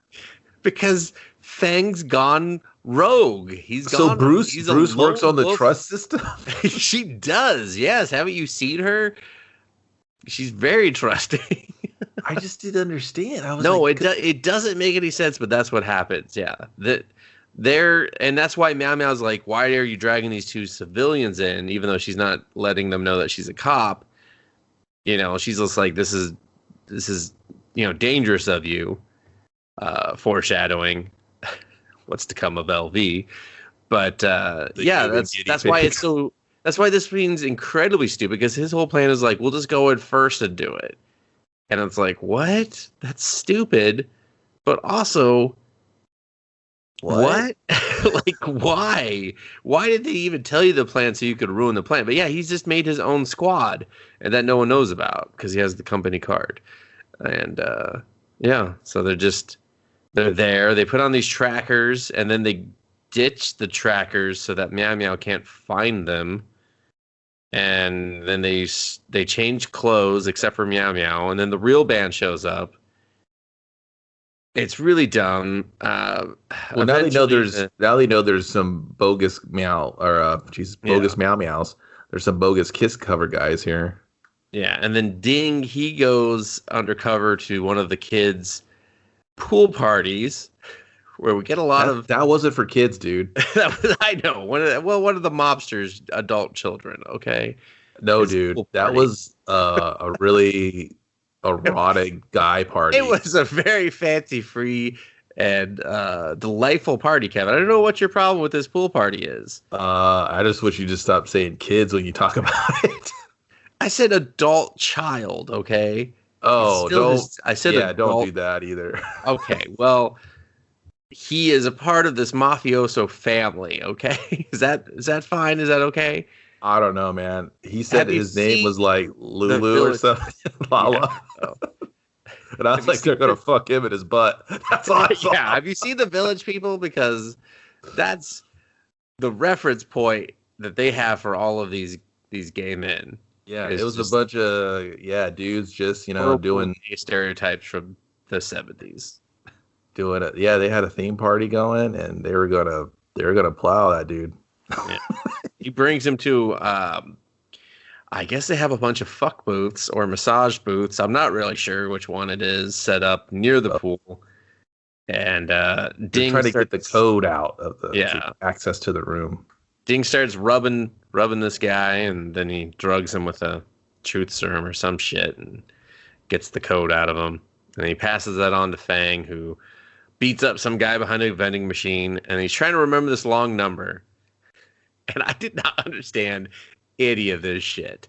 He goes into some weird, like underground junior stock market. Like it's very boiler room. Like Vin Diesel and Ben Affleck are just gonna show up and be like, "Why are we here?" And this old guy, just starts fucking with him because, of course, he speaks Mandarin or Cantonese as well. Just starts asking him different things, like different numbers, to where he just forgets the number. Yeah, he's like, "How old are you? What's your belt size? What's your neck size? What's your shoe size?" Why do you need all this? Like after 5 minutes, he's like, "What do you need all this?" Because the joke's dead, and he's just like, "Ah!" Just laughs and walks away. I didn't get it. I was like, "What the fuck is going on here? Why you went underground and now you're back? I can see daylight. Why did we go downstairs to go back upstairs? This doesn't make any sense." He's trying his hardest to remember it, and I was like, because there was no cell phones allowed. Yeah. And he goes back upstairs where he could have just probably, I don't know, walked to a different way and got here. Starts typing in the number. Meanwhile, Meow Meow's run away, disappeared in a closet where we've met other Kiss fans sitting in a dark closet together. Like, I assume getting high as fuck or something. I hope so. Yeah. And then he opens the door, and then there's Meow Meow. She's just on the other side. She's just like, "Hey, you fucker, you left me, but I'm here now." Like, how did you already get in here? Why is this movie making me watch other things when it doesn't care that I had to watch those things to move the story along with the stories? Like, I did it anyway. Yeah, so she found the daughter it's her birthday and used her thumb. And now they have the Holy Grail. He's betrayed her because he figured out that she was on the cop or something. I don't know. At some point he figures out she's a cop. And doesn't trust her now or something. I thought he didn't trust her because she beat him into the room. No, but at some point he finds out she's a cop because then he, like, when they're at that painting and she's like smashing his face, he's like, "You're a fucking cop. You double crossed me first." And she's like, "No, you." And she does that really long bit about how it wasn't really a double cross because he knew that she was a cop, so he played her first. Yeah. So at some point, then all these other extra characters run in and start fighting. On the train, Bruce is like, "Oh, didn't know you were followed." Like she's she reveals anyway, and then he still includes her on all the plan, which is even dumber. Made that whole fucking orange juice scene even dumber because I'm like, she's a cop. Why are you doing this? Whatever. It's like it was out of sequence or something. Yeah. And then if Bruce has all this information, like, why is she letting him do this? I thought he was going to be like a patsy or something. But he's never that either. No, he's not. Yeah. And so then they end up, she just says, "Fuck it," and runs to these lasers and sets off the alarm. So they're all just running and frantically. Yeah, because he was going to trap her there because he activated the lasers again. He's like, "See you later," and she's like, "Well, I guess I'm just going to have all of us get beat up." Yeah. At some point we see Iron Fist, and he has told the mob guy, "Give me the Holy Grail." Again, no reason is given. He's just like, "I offer you life," and then we cut away. We don't even hear his master plan. But when he comes back, him and this police commissioner, they're all just like, "Yep, we're buds. We're the best of buds." Yeah, dude, maybe he saw The Last Crusade. He's like, "Yeah, that sounds good. I'll do that." He's like, "Fucking Indiana Jones, The Last Crusade? Is there another one?" He's like, "Oh, I'm just checking. It's like, they named the dog Indiana? That's fucking brilliant. It's fucking great. Give me that cup." He's like, "Just, all right, here you go." I mean, from one mega fan to another, treat it right. I love you, Shah Khan. Forever in our hearts, except for when he did The Rock. Oh, I have you at an elevated position. This is entrapment. Anyway, yeah, and so they're like, someone else is here for the Grail. They send, I don't know, it's a really long chase scene. Like I said, they Meow Meow and Feng, they end up in some room with antiques, and he reveals that he knows she's a cop. She reveals that she's a bitter internet troll that hates him. So we just put it all on the table here. Yeah. Eventually the cops come in. They're going to shoot them all, but they get Feng and company get away and leave Meow Meow. But then he comes back from Meow Meow, and then they still get away. We see Bruce enter the picture at some point. She says something about a soundtrack again. And then they're about to get into their van when it blows the fuck up for some reason. Like they just... I don't know. I mean, it's cool the way they do it, and I mean, the CG's not bad on it. I do like the way they kind of all back up and it flips up. Yeah. I don't... Onto the other surveillance van. Bruce's surveillance van. Like the vehicles don't... It's like a video game. Vehicles don't act like vehicles in this movie, especially when they're getting flipped. I don't know why it blew up. And I was like, did they just know? Was it the other Kiss band? We see Iron Fist kill the guy in the other surveillance van. I guess I'm just supposed to assume he or his men put a bomb on that van. Like, if they would have ran there and they would have turned, and then like three guys were investigating the van, they all turn with like machine guns and start shooting, and they all run, I'm fine, because then they're like, oh, it was the band, so it's not this band. What if the other band that was covering went back like, hey guys, great gig, let's all pile up in the boo. I mean, I would have taken that too if they just showed that later. They get into the van and blow up. That's a good after credit scene. Yeah, I'm laughing. Exactly. But no, then Bruce shows up, says, "Get in." They all pile into this car, throw off the fucking weight horribly for all the drifting they're about to do. And then she's just fucking flooring the shit out of it. We have a extremely long car chase scene that is unrewarding. There was one bit of comedy with that cop in that dinky little car that made me laugh. That was another great scene, but they fucking they played it too long. Yeah, too long. They're just drifting around this cop car because Iron Fist has just shown up in another car, and they're just drifting around. They're shooting at each other. That's a very cool scene. Like it could have been super sick. All right. Yeah. This cop is just in the car. He's over the loudspeaker telling them to knock it off. He's like, "Hey, knock it off. Leave me alone." You know what would have been great? If they would have done like a Police Academy Sweet Chuck kind of thing. Like he would have been like, "Please stop. Please." He's just all mousy and so and he's like, or just play up the fat cop angle and just have him keep eating. Like he's just like, "Oh shit." Well, yeah, they do it for so long, right? And then he should be like, "Can you please stop? I don't think you're gonna stop. I was on my lunch. Do you mind if I eat my lunch while you guys you have guns now?" It's cheese and crackers. Don't just it's all I can afford. Oh, she packed me a lunch. It's the PPJ.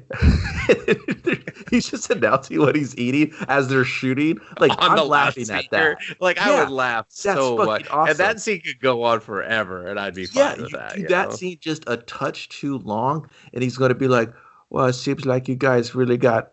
Is it okay if I call for some backup? If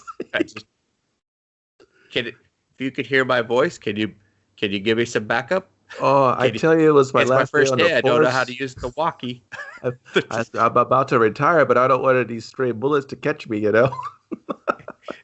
Instead, he calls. He doesn't use his radio. He calls the police. And I do like this. He calls the police. They're like, we'll send a cop car to your location. He's like, I am the closest cop car to my location. Yeah, like, it was okay. Like, he could have been like, I am a cop car. And he's like, don't call me. Call someone else. And that's the spot. Like, that sucks because this movie overall there's some humorous scenes in there. And I like those scenes. Just that this movie didn't need any humor. It could have just been played for action adventure and been a tolerable movie, Yeah, if you would have played it all for laughs and this is just another laugh, then let it go. But but the laughs are so spread out. Yeah, and it feels like a different movie when they come up. Yeah, exactly. But it's like, my problem is they always bring the comedy when it should be serious. Right. They don't do the comedy when you're just like, oh, we have some downtime here. This could be funny. It's always when it's like, this should be serious. We're in a car chase scene. Yeah, with show me some bad guy. The bad guy knows who you all are now. Yeah. This is serious business. Yeah. Guns are being drawn. People are being shot at. Drifting. Mm-hmm. There's a lot of drifting. We're doing figure eights around two cars. Yeah. Oh, shout to those stunt drivers. They're awesome. Yeah. So, and then it goes, they drive through a restaurant because we have to. We're in Europe doing a car chase scene. We have to drive through a restaurant. It wasn't shot very well. There was a lot of like almost POV type shots and just a lot of quick cutting, and I don't know. It was just. It went back to that first editor. Yeah, where he was just, I just want to get through this. Fucking sporadic enough for you. Okay. Yeah. Rapid fire, baby. Eventually, they get away. We discover Bruce has been shot after Meow Meow fires a gun in the air or the roof of the car. Just. Because that's what a normal, sane person does. And then she goes, they're like, how do we help you? She's like, I gotta get to the safe house. Which is in a cemetery, because why not, we get to the safe house, they bring her in, and luckily LV used to be a doctor. So she's gonna get that bullet out. I mean, we're never actually going to see Mila on the table again. It's clearly just some plastic, stunt body they're using, and they get the bullet out, but there might be some shards in there. For whatever reason, this prevents Bruce from talking any further. I think she is paid by the word. She can't move. Like, listen, guys, can only blink. We're getting real close to my 10, 15 minutes here, so we need to make it count. So, and then, so LV's explaining, she's like, she just looks at the letter and blinks or something. It's really like, what the fuck are you guys talking about? Like, what are you talking about? And then Feng, and again, another moment that does not need comedy or make any sense to have comedy, is like blowing in her face. And I've never wanted to hit someone more in my life for someone else. Hey, Feng, I got something you can blow over here. Hey. Throw him out a window. He's just like, the wind's blowing my hair back. I got it now.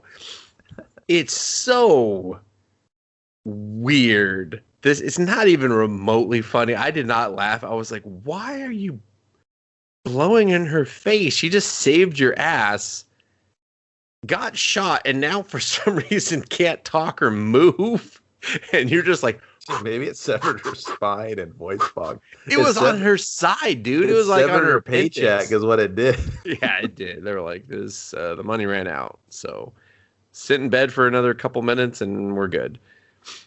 My favorite part of her character journey is when they remove her from the safe house, I guess, and bring her to an actual hospital where she's set up to die in the movie. It's like, why are you there?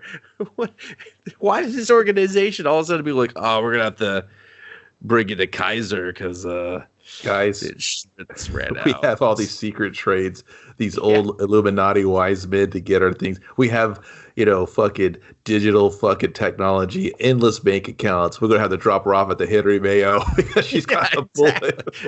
I was like, where was the on-site doctor for the safe house anyway? Where were the people in this safe house? And they were like, we can't use guns because they're all voice locked and Bruce doesn't have her voice anymore. And I was like, what? Yeah. What the fuck? You're in a room full of guns and you can't use them? Why'd you even show them to me, you stupid assholes? So they're just like, all right, we gotta think of a new plan. And so Meow Meow is like, I'm going to call my boss because now they're being billed as bad guys on the news. And the boss talks to her and he's just like, this isn't great, but just come in. We'll protect you. Like you got a record with us. You're fine. And then she drifts off into Kill Bill anime land and thinks of two different possible scenarios in which either her boss blows her away with a shotgun or she goes to prison and hangs herself and is used as a piñata. Trust issues and, maybe a little bit of beating herself up inside for the choices she's made. Yeah. And then Feng is slowly putting his arm around her. I mean, now more than ever to make your move. Yeah, he's just like, this is it. Sorry, Maria. We all knew we were going to move on one day. And then she just like falls into his shoulder and cries. And she's just like, what's the plan? And then he comes up with this plan that we hotshot book through. And it's just that he's going to show up for the exchange that they somehow know about because they shouldn't know about it. No, there's no information that they would have that they would know about it. And they're going to either kidnap the guy, or they're going to kidnap someone and take the shit before Iron Fist can get it. Basically, Meow Meow now is sporting her blue hair and clothes. We're not given any reasoning or montage for the change in her character. You just kind of have to pay attention and go, "Oh, that is Meow Meow now." Okay. Yeah, I was just like, when she had like the wig on. put on another one. When she had the little epiphany, the cartoon epiphany, I thought we'd get like, she takes off the glasses. Because they do the thing where they burn the badges, they burn their old life, right? They all throw it in the big oil drum. And I figured I think that's later. No, yeah, that happens. And what I was saying... That happens at the horse. That happens with the horse. Correct. That should have happened then. Yeah, because that's her transformation. And then it makes him, I can't go back to this life. I'm just going to live fancy free. I dye my hair fucking blue and just hang out with this skydiver dickhead and fucking YOLO. I just climb buildings. I'm like a human Spider-Man, but I start at the ceiling. Yeah. And then she just wants to be free, And then I'm like, cool. And then let's go to, Q's fucking transformation. And, you don't get any of that. He doesn't have one. Yeah. They all watch Scott Pilgrim and they're like, I'm doing the Ramona thing. Give me that purse with the star on it. She's like, ooh. She's like, give me a fucking mallet. Let's go. Yeah. And I was like, why did I miss something? It's another movie. Nope. It's doing the other movie. So we're at some, and this was the part, like, I think you'll agree, Kevin. This is the part that felt very Jackie Chan. We're at some European festival. It's very colorful. Oh, yeah. It's just there's people juggling, dancing. Yeah, like it looks fucking fun. I'm not gonna lie. I was like, this looks cool, And it made me think of those movies. And then he goes in. They make some exchange. He pretends to be shot, and then they all dive on the floor. And then as the Mr. X guy is running away, he gets captured in a net. They drag his ass down the street. They all meet up, they win. You know? It's a fucking daydream. I don't know why this movie that loves exposition all of a sudden is giving us fake hypotheticals, but that's what it does. Yeah, I didn't get that because it was like, if he was just he should have been struggling it. He should have took a walk away and been like, you know what, I got to get a plan together. They're looking for me for guidance. We don't have Bruce anymore. I need to take her tutelage that I've learned and be the best spy that I can. And then he slowly reaches into his pocket and just eats the fucking paste again. I would have died. And then maybe he glues his eyes shut. He's just like, this is think time. They're like, and then he like takes a nibble. He's like, it's not that bad. I know what the problem is. He's just like fucking with his hair, doing his nails with it. They're just like, all right, give us the fucking glue stick. He's like, this shit's incredible. And no, I will not. It's glued to my hand. Yeah, man. Like, and then he kind of has this epiphany of like, this is the plan. And everyone's just like, fuck yeah, even dude. If he had just said, this is the plan before that scene started, that would have made more sense. Instead of the weird, like, fake, like, I was like, I know this is a fake out because you're not explaining anything, movie, and that's the only thing I know from you is that you over-explain things. Or you don't explain things. So I kind of believed it. I was like, yeah, I guess, because I don't know what you're going to do. Yeah, so it's a fake out, and then Iron Fist actually shows up. He pulls a fucking Feng and just shows up 3 minutes earlier than them, shoots the fucking guy that he's there to do the deal with, because fuck doing a deal. I don't even know why he bothered trying in the first place. Yeah. Takes the shit and is just walking out. They try to do their net capture thing. It breaks around him because I guess he's just invincible or something. Well, no, they use the car thing. It snatches them and it drags them, and then it releases perfectly. No, that's the thing is it snaps. No, so in the daydream it captures the guy perfectly. Yeah. On Iron Fist, it like perfectly breaks around him, and he's just like, what was that? You know, he just brushes it off and walks away. And then Fang's like, shit, I gotta smash his car with this giant penguin thing. And so he actually finally uses his abilities to climbs this giant penguin, unstraps the support straps, and is trying to kick it over. Meow Meow comes over and somehow helps. And then the goose is loose. They got the case that Iron Fist was there for. They're on this like weird, I don't know. It's not really a motorcycle, but I forget what they're called, but it's like got a sidecar. Yeah. And it's a popular like sport where they like have people balance them and shit. And then they're off. They're flying out or flying down the road. And then of course there's 3 more in black with helmets for bad guys. We're just doing a bad guy chase scene here. Nothing really Another car chase scene. Yeah. The snail thing happens, remember? Oh, the snail gag, like, yeah. Wah! Yeah. Fucking snail. It's so great. I gotta gif it because it's just so dumb. It's a real Family Guy kind of joke. It is. And then they lose, though. They lose the case. Iron Fist gets away. They drive through another outdoor cafe because they have to. That's the fucking rules. Mm-hmm. But Iron Fist gets away. They're trying to radio Q saying, hey, you know, you got the bridge set up. He's coming. This guy's just like, I don't know what he's fucking with. If it's the radio or something, but he's just sitting there smacking it, not paying attention. LV is yelling for him. She can't get the spike strip out to stop this guy. He's trying to kill her, like, hardcore. He's laughing maniacally. He's popping up the wheels to hit her on the curb. He somehow sets off a chain of events that sends a sheet of metal at her.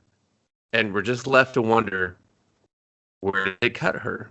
She stops dead in her trails. He drives off. The Q guy's like, oh, fuck. What have I been doing? He's like, LV? What have I been doing? What have I been doing with myself? He's like, LV, you okay? And then... Dude, I thought she was going to split in half. Yeah, I thought so too. Or like just her head or something. Like it's very dramatic. Yeah, because I actually like the way it's shot. You see the metal fleeing over the camera, And then you see like the side of her dress just kind of blow in the wind, and I was like, "Ooh, she just got like decapitated, like a samurai style. It's gonna slide off, and blood's gonna shoot 20 feet in the air. Or cut in half, or something." Yeah, No, it just takes her at the knees. Which is again not great. Like I wouldn't want to lose my legs at the knees. I'm not saying I didn't even see that. I just saw her fall over. She just fell down. Oh no, yeah, it shows it. It takes her off at the knees. So, and then he runs to her. He's just like, "Alvy!" They're in a hospital. They can't save her legs. Hilarious, everyone. It's another comedy moment. Yeah, no, but that's the thing is I kind of laugh because they show her late, like LV gives up on life after this. She's just like, fucking, I'm scared of living now because I don't have legs. Like she literally says this to Q later on. She's just like, I always just wanted to root for you, but now I don't have legs, so I'm scared. And I was like, what? It's like, me too. What a horrible message to send to anyone. Well, give up being a doctor, root for your genius boyfriend, lose your fucking legs, get him up on life, It's just so... I'm laughing because it's just so fucking dumb, her character journey. But we have to have the team breakup scene in the hospital. Because he's selfish and she doesn't listen, and he just wants them to shut up because he's going to lose his girlfriend. I didn't see them kiss or hold hands. They're not together. No, yeah, not at all. She just said she supported him.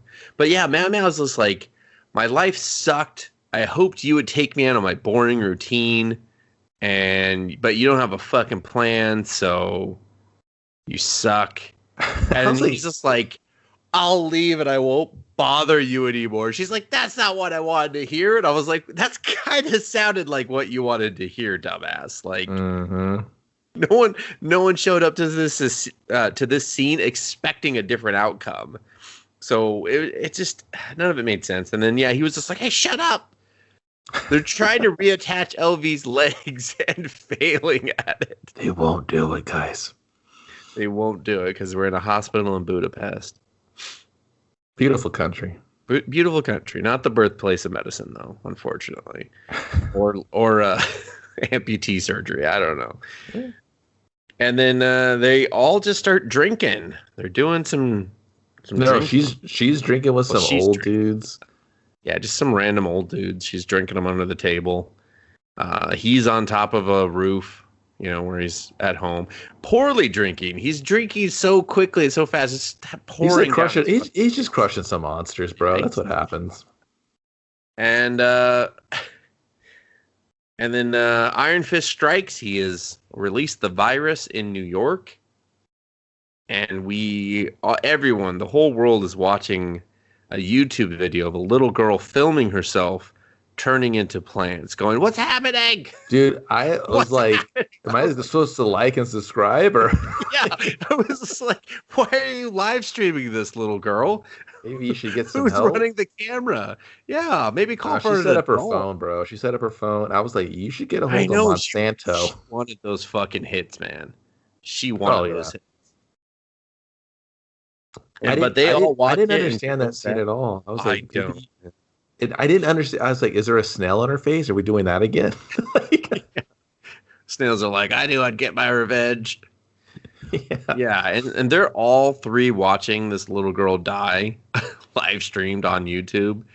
And they decide, let's come back together. Let's do it. Let's team up again. Let's team up for that little girl and LV. Mostly LV, though. And so they all just randomly meet in a barn. And LV's there with on the footage. She's like, now that I've lost my legs, I'm real scared, guys. So it's like a giant Samsung phone that you would see in South Korea to show the phone off. It's got to be 6 foot tall, 5 foot wide. I was like, what's the... Yeah, filmed in portrait. I was like, what are you guys doing? What are you doing? I was like, man, that's some good resolution on that phone. Yeah, I was like, she can't OLED screen? The scene or something? I don't know. It was... Dude, she was on that Mila contract. She's like, listen, I say one more line. Here comes the bucks. Yeah. So then they start to get to work welding and, I don't know, making stuff. LV What were they sent his making? assistants, which are just like old white women, like really old white women. Yeah, they're real like babushka and shit. I'm Yeah, just they like, are. They're just like, oh, you got some schmutz right there, honey. yeah. I was like, is this a Golden Girls reunion? Oh wait, these are their stunt doubles. This is their stunt. They've been not stunting very much lately. And this is where the killer horse scene is, where he's just like, yeah, this He just, horse like, is. hams it up. He's in every scene. He's in every fucking scene. Like when he shows up for the goodbye, I died. I was like, why is there so much more to this movie? Why? And yeah, and I forget Yeah, what was that their. a Stephen Chow thing to have the old ladies? I don't. I think You they know just. how he loves to do that shit. Yeah, no, he likes to have like old people that I don't know, but They his have old people cool make personalities, sense. yeah. Yeah, they add something to the scene. This was just like his assistants were old white women, and they didn't do anything. So And doesn't the whole time they're building just this like VW bug and the stupidest, and a bomb. stupidest. Oh It's like no, they give this car a butt, Kevin. I know. And they kept showing it to me. I was like, is that like a butt cheek? Yes, It's so confusing. It's so confusing. Yes, this car is. It's an amazing car. But so their plan is they're gonna just find Iron Fist and lure him into a bomb. And so they figure out, oh, we'll just go for the police chief instead. Like they say the word Iron Fist over and over, but then suddenly their target is just the corrupt police chief. And so they set up, they're all in their different locations. Feng is going to do what he does best and jump from shit. I forget what Meow Meow is doing. I don't even remember. It doesn't even matter. Oh, she said, oh no, Q sets up a laser. He cuts off the roof of the car. Feng bungee jumps down, grabs the wrong guy. Ha ha ha ha ha. Goes back down. It takes forever. He grabs the correct guy. They slide him in. That part was pretty cool where they slide him on the pole. They bubble wrap his ass. And then they're like, okay, we got to just like jump out this window. We learn that Meow Meow is afraid of heights. And then that's why she fucking hates Fang because he can climb to heights. What made me so mad at this scene is How Meow long Meow it wants him to get, what's the plan? What's the plan? He gives you a plan. He finally has a plan. And then you're just like, I can't do it. I can't do the plan. I was just like, I'm like, what? Dude, when the plan involved heights, maybe you should have spoke up then. Yeah. So wait, we're gonna jump off how many fucking stories? 4? And I didn't understand why she had to be up there anyway. Shouldn't she just been the wheelman? Exactly. Like I was like, what? No, you had to wheel him in. He could have just pull a rope or something. Like, come on. Yeah, couldn't you just pull the fucking car up and like get in? And then for the car, why didn't we have like a van to put him in if we're going to do a kidnapping? Not a VW Bug, one of the smallest vehicles ever made, and then drag him along the side? Yeah, I guess that was played for comedy. I mean, it looks funny for about half a second, but then they don't do anything else with it. This scene is 17 minutes long, and it wears thin quickly. And you know what? So, at the end of this, another car chase. Yeah. He just gets ran over by his own guys, everyone. I don't know. I don't know what the purpose was. This invincible suit doesn't work. Like that's what we learned. Yeah, he gets murdered. His crew is just like, all right, nobody saw nothing. They just drive the fuck away, and we just see this ran over man in this bubble suit, just like, just dead. Like, they just zoom the camera in on him. I'm like, he killed him. Was he supposed to move the story along? Yeah. The story is like, we don't need him. We don't need nothing to move along. We do what we want here. Yeah, we do what we want because they go back to just chasing after them. Apparently, this corrupt police official knows Iron Fist's secret mountain location. Well, yeah, because they were. He seems like a guy I would trust. Torturing him, dragging him against the street. He just gave up the fucking ghost, like through and through. Yeah, he's like, this fucking mountain. He hollowed it out. Yeah, everyone knows about it. It was a big fucking construction. Produced a lot of jobs for everyone. Not gonna lie, and yeah, so they go back to chasing the bug. The bug gets into a dead end and transforms into a fucking robot. It's like some ATST. It just starts walking, and she controls it, and it almost falls. And there was a tongue too. It's a tongue comes out to flip other cars, and they literally go down a street where every car in the country is parked on. And I was like, listen, flip them all. There's no way. There's no way that many cars are on the road. I'll take the flipping. I don't care. But there's like 95 cars here. There's cars parked on each side of the street and in the middle of the road. What was happening here? And then the movie reminds you that it can do titles and graphics, and it goes Gangland, gang park party or whatever. And and all the gang members come out to start chasing them for a reason because stuff. Our third car chasing. We gotta go big. In their incognito love bug that's red with eyelashes, and I was just blinks and has a tongue and a butt and rockets, and just I don't know where this falls. It's not cool action. It's not really funny. It's just So they're just walking this car. It does nothing. It's just chicken walking. A van shows up with I guess Arnold Schwarzenegger commando wannabe guy with it's got a chain gun in there. Yeah, a chain gun. Yeah, and he's smoking a stogie. He shoots the legs off. He lights the whole fucking thing up. It breaks. Yeah. They get into an ejector seat. They eject off into the sky. It's just up, Dustin. They just do up. It's up. They do up, but the aforementioned up to Sex in the Sky. They do that. She's of course gotten over her fear of heights now, I guess. Because he's just like, look how fucking beautiful Budapest is up here. And it is. It's pretty beautiful. Dustin, I mean, if you just ignore that somehow all these balloons inflated. If this was a James Bond boner comedy where he's going to be a James Bond character that doesn't know how to score. A James Bond Jr., if you will. He's the exact opposite of James Bond, who's suave and sophisticated and teeters on rapey womanizer. If he was the complete opposite, that's funny. Yeah. What is going on here is not funny. No, it's not funny. It's really awkward. In fact, the whole third car chase, none of the car chases have been good. The third one, though, takes the cake because it feels like it has the least to do with anything going on in the story. Like, you did not need any of this to get the information. I can't imagine breaking this script down to shoot it. Because I would be like, if I was the script, I'd be like, what are we shooting? I don't know. I think we're just going to... there's just a bunch more that was left on the cutting room floor that maybe made this better. No, maybe. Or worse. I don't know. That's not true. Yeah. No, I know. That's true. They probably just filmed a bunch of stuff and the editor was just like, I got to make what out of this? A story, you say? Fuck you guys. Where's my name fall in the credits? Because there was 18 production companies and 13 producers. Oh, if I was the editor, I'd like, don't put my name on this, please. Please don't. I want to work again. Okay. Please. I love my children. Don't do this to me.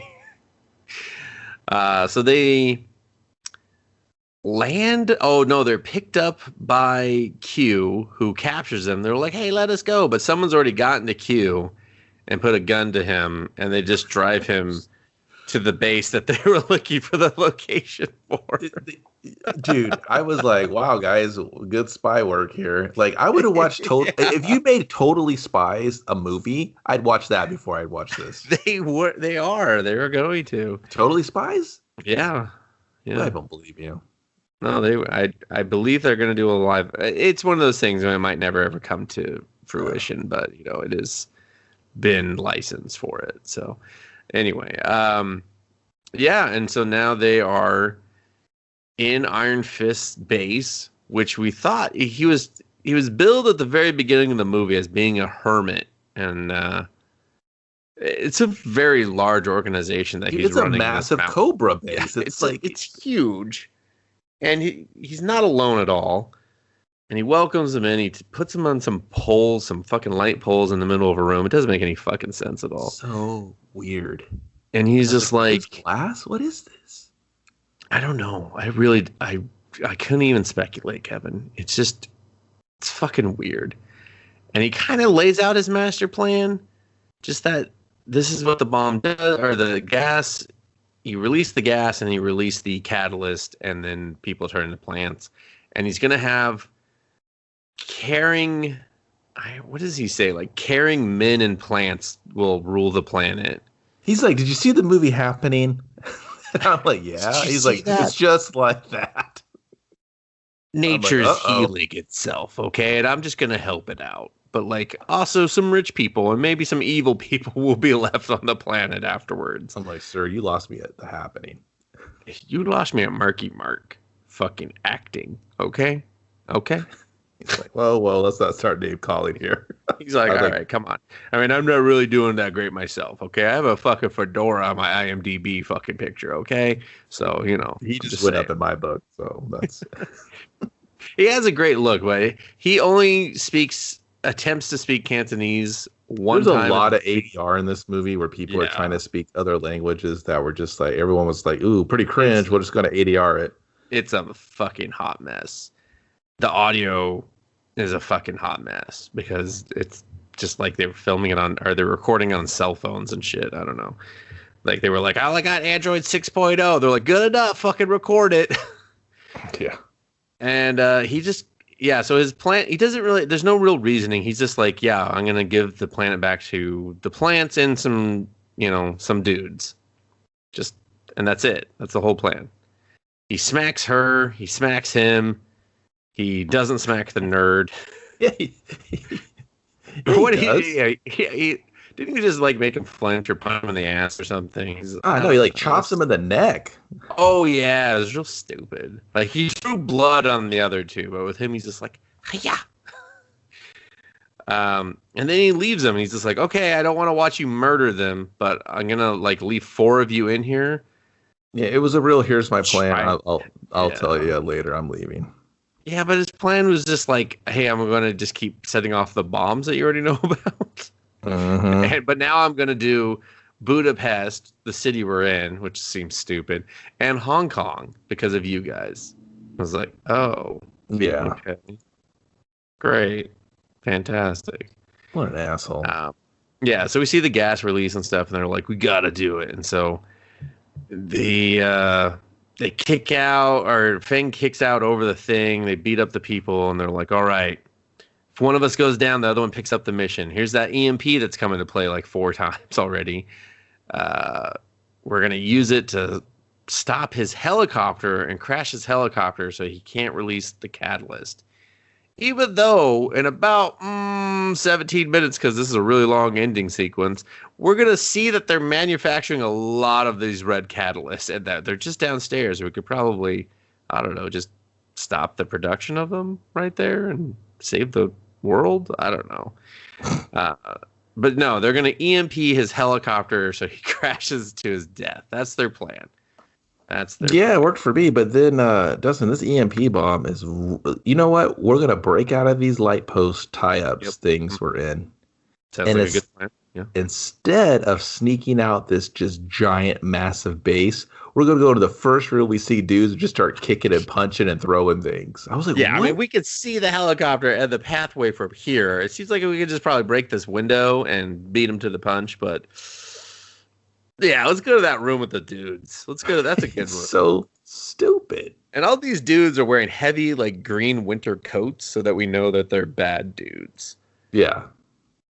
So, yeah. Yeah, and then you just start... And none of them have been billed as fighters other than her, but she just has, like, crazy aggression on her side. Yeah, she's real squirrely. Like, yeah.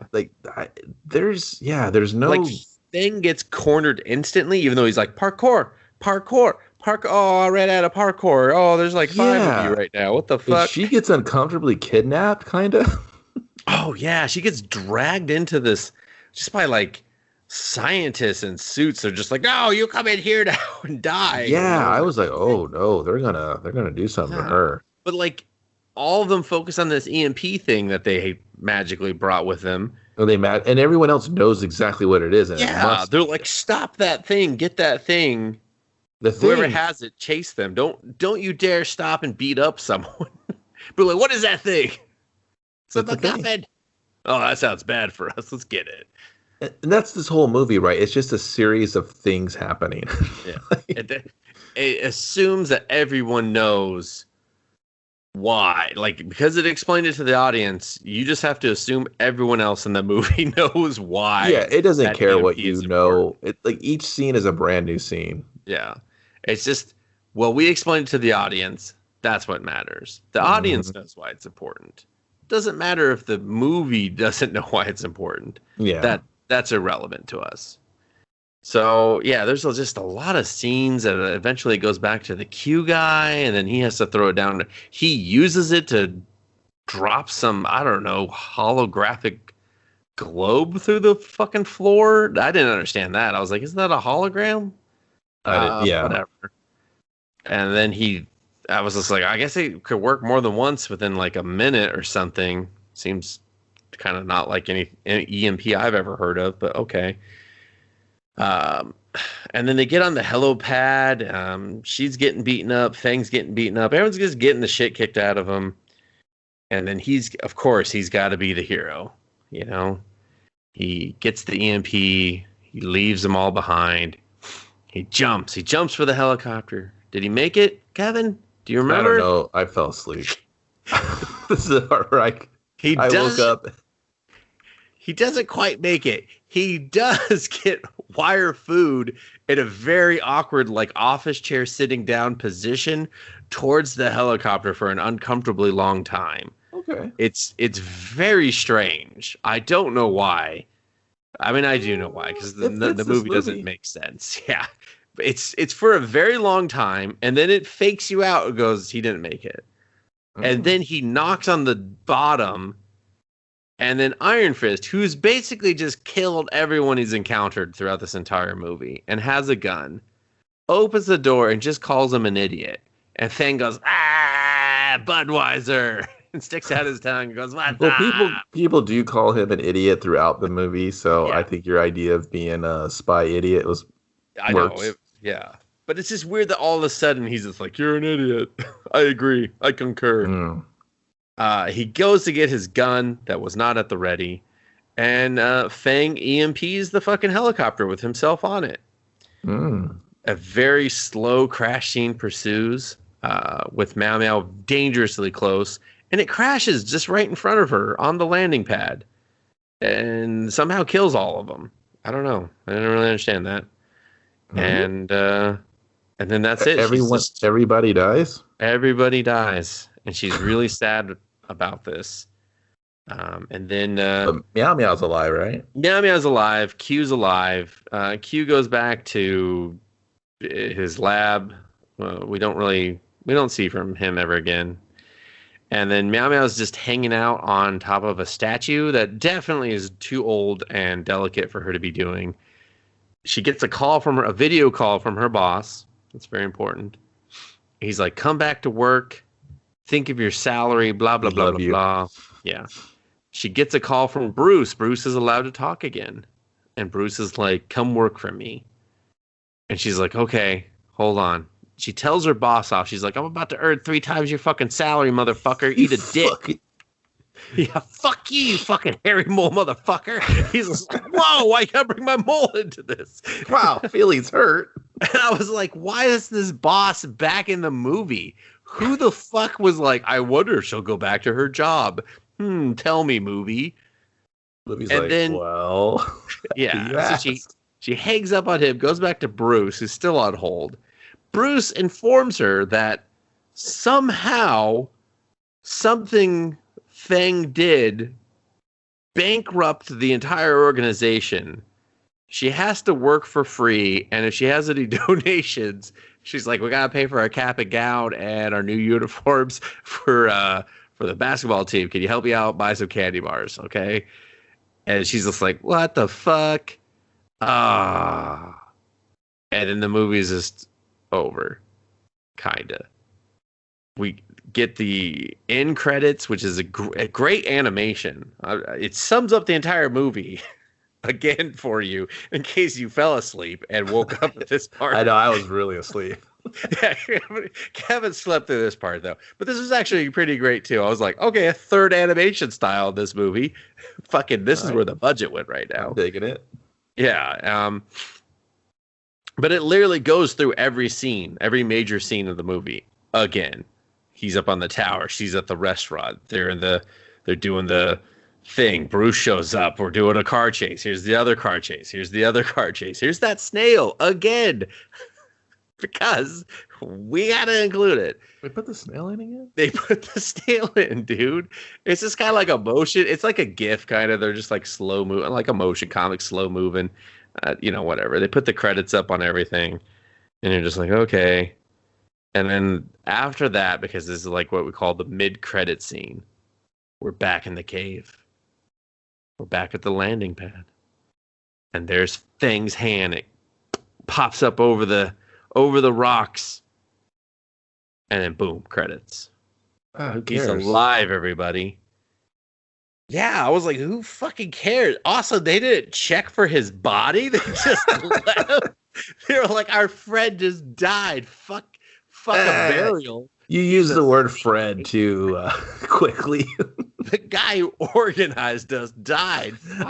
You used organized a little too positively. The guy that kind of got us into this, I guess. Okay. The glue guy. Fucking he where the fuck burying him, I was like, can you even confirm that the bad guy was dead? What the fuck, movie? They just left him in that fucking cave. Mm-hmm. So we'll see it for Rookies 2, still rookieing. It bombed hard. It only made like 3.3 million actually. Wow. Yeah, and I can tell you with all the CG, that movie cost more than 3 million. With it being a foreign release. I mean, the fact that it had 7 major production companies behind it, and then another how many was it? Like another 8 that they were like, listen, we can't do 9 minutes of your CG fucking bullshit logos, so no.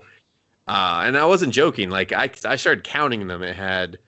And then after those production companies, it had 13 more producers, and then 9 like executive or co-producers, and then we even got to like executive producers. This is all before the movie even started. So at that point, I already knew we were troubled because I was that is kind of funny. I mean, being minded. I'm not proficient at it as I used to be, but that is kind of, from what I understand, the new like Chinese cinema archetype of like. Certain movies are going to be restricted with content. Certain movies are regulated. There are little subsidiary companies that are pretty much owned by the state that kind of help finance these things. So I could see that, but but I've never even in the new stuff I've watched, I've never seen that many companies. Like I was like, that's too many people. So it was almost like they were just halfway done and had to go get more money. They were like, we need this third car chase scene to help really hammer out the final plot line here. So it's an Alan Yoon joint. He's done movies you've probably liked. He wrote New Police Story with Jackie Chan. I wasn't huge on that, but that one wasn't great. That one had a lot of nonsensical shit too. Yeah, and he wrote Rob B. Hood. That was another Jackie Chan movie with a baby in it. And Firestorm. Oof. Yeah, so his name is synonymous with movies you have heard of. Yeah. Ugh. He's like, I did Thunder Cop, and then I didn't work for like 10 years. Yeah, so he is I want to say a bit of a name. I mean, he's worked with Andy Lau. Andy Lau's like the shit. I don't know if he's still the shit. I remember he used to be phenomenal. He looks the same. No, he's still pumping out. Like his production has not slowed down. Well, I'll take it. And he looks the same too. You're just like, whatever surgery you're doing, just keep doing it. I guess don't ever stop. Just being a stud. Yeah, that's the Rookies, man. Yeah. 2019. You can catch it on Amazon, or I think Vudu has it. I don't recommend it. You do any of those things. I don't recommend you find it on Amazon or Vudu. But if you stumble upon it there and you see Mila on the cover, don't be enticed. Just don't be It had to be a enticed. favor film or something, but yeah. Oh, I'm sure they gave her plenty of money. I don't even recommend you listening to us try to talk about it. Like, it's that terrible. And it's not a fun terrible. It's not. No, It's kind of just not. stuff and things. And Oh, I did my best to always trying to stay positive and find something. Like I said, there are some funny scenes in here. There are some great set pieces, but it is just a bunch of random shit. And I will say it did kind of rekindle my interest into Hong Kong cinema again. And I might just start sniffing around a little bit more to see if what's changed, what hasn't, who's hot, who's not. I mean, I've sat through some twin movies, so I know what bad movie is, but this yeah. made those movies look like fucking Ben-Hur. So Yeah. I, Very, very tolerable. Going back to early 2000s Hong Kong cinema, just it became a lot more tolerable after this movie. yeah, and So, it's a style of cinema that doesn't really get made anymore. You're not going to get to that early, like that 90s Hong Kong cinema where, I mean, that shit was revolutionary. That changed like movie making for action movies. And yeah. I don't know. And then that 2005-ish, it got real kind of putting pop singers in these movies now because that's what puts butts in seats. Yeah. And now I've been so far removed from it for so long. Like I said, I was a little excited to come back around. Unfortunately, it was this kind of quality, but Yeah. Well, unfortunately, it's not really Hong Kong cinema anymore, you know? I mean, it's it's just, very true. So I just don't know what's out there for me, but I'm interested again. So that is the one redeeming factor personally that I took from this. But yeah. Fair movie enough. wise, narrative wise, There complete is no narrative. complete poop.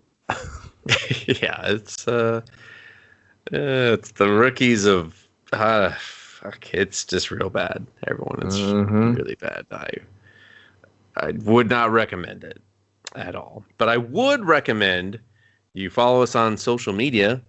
Let's Movie Pod will pretty much bring us up, and you can give us a like. You can give us a subscribe on our YouTube page, where you probably listen to this a week after it came out on our regular podcast feed, which updated automatically. So don't fear if you were listening to Us versus Movies, all of a sudden it switched and you thought, oh no, I lost my favorite podcast. No, we just changed our name. It's right there. Give it a little clicky. Give us a comment. Let us know if you're enjoying this new style and content. We appreciate it. Otherwise, I'll let Kevin say goodnight. We'll see you on the next one.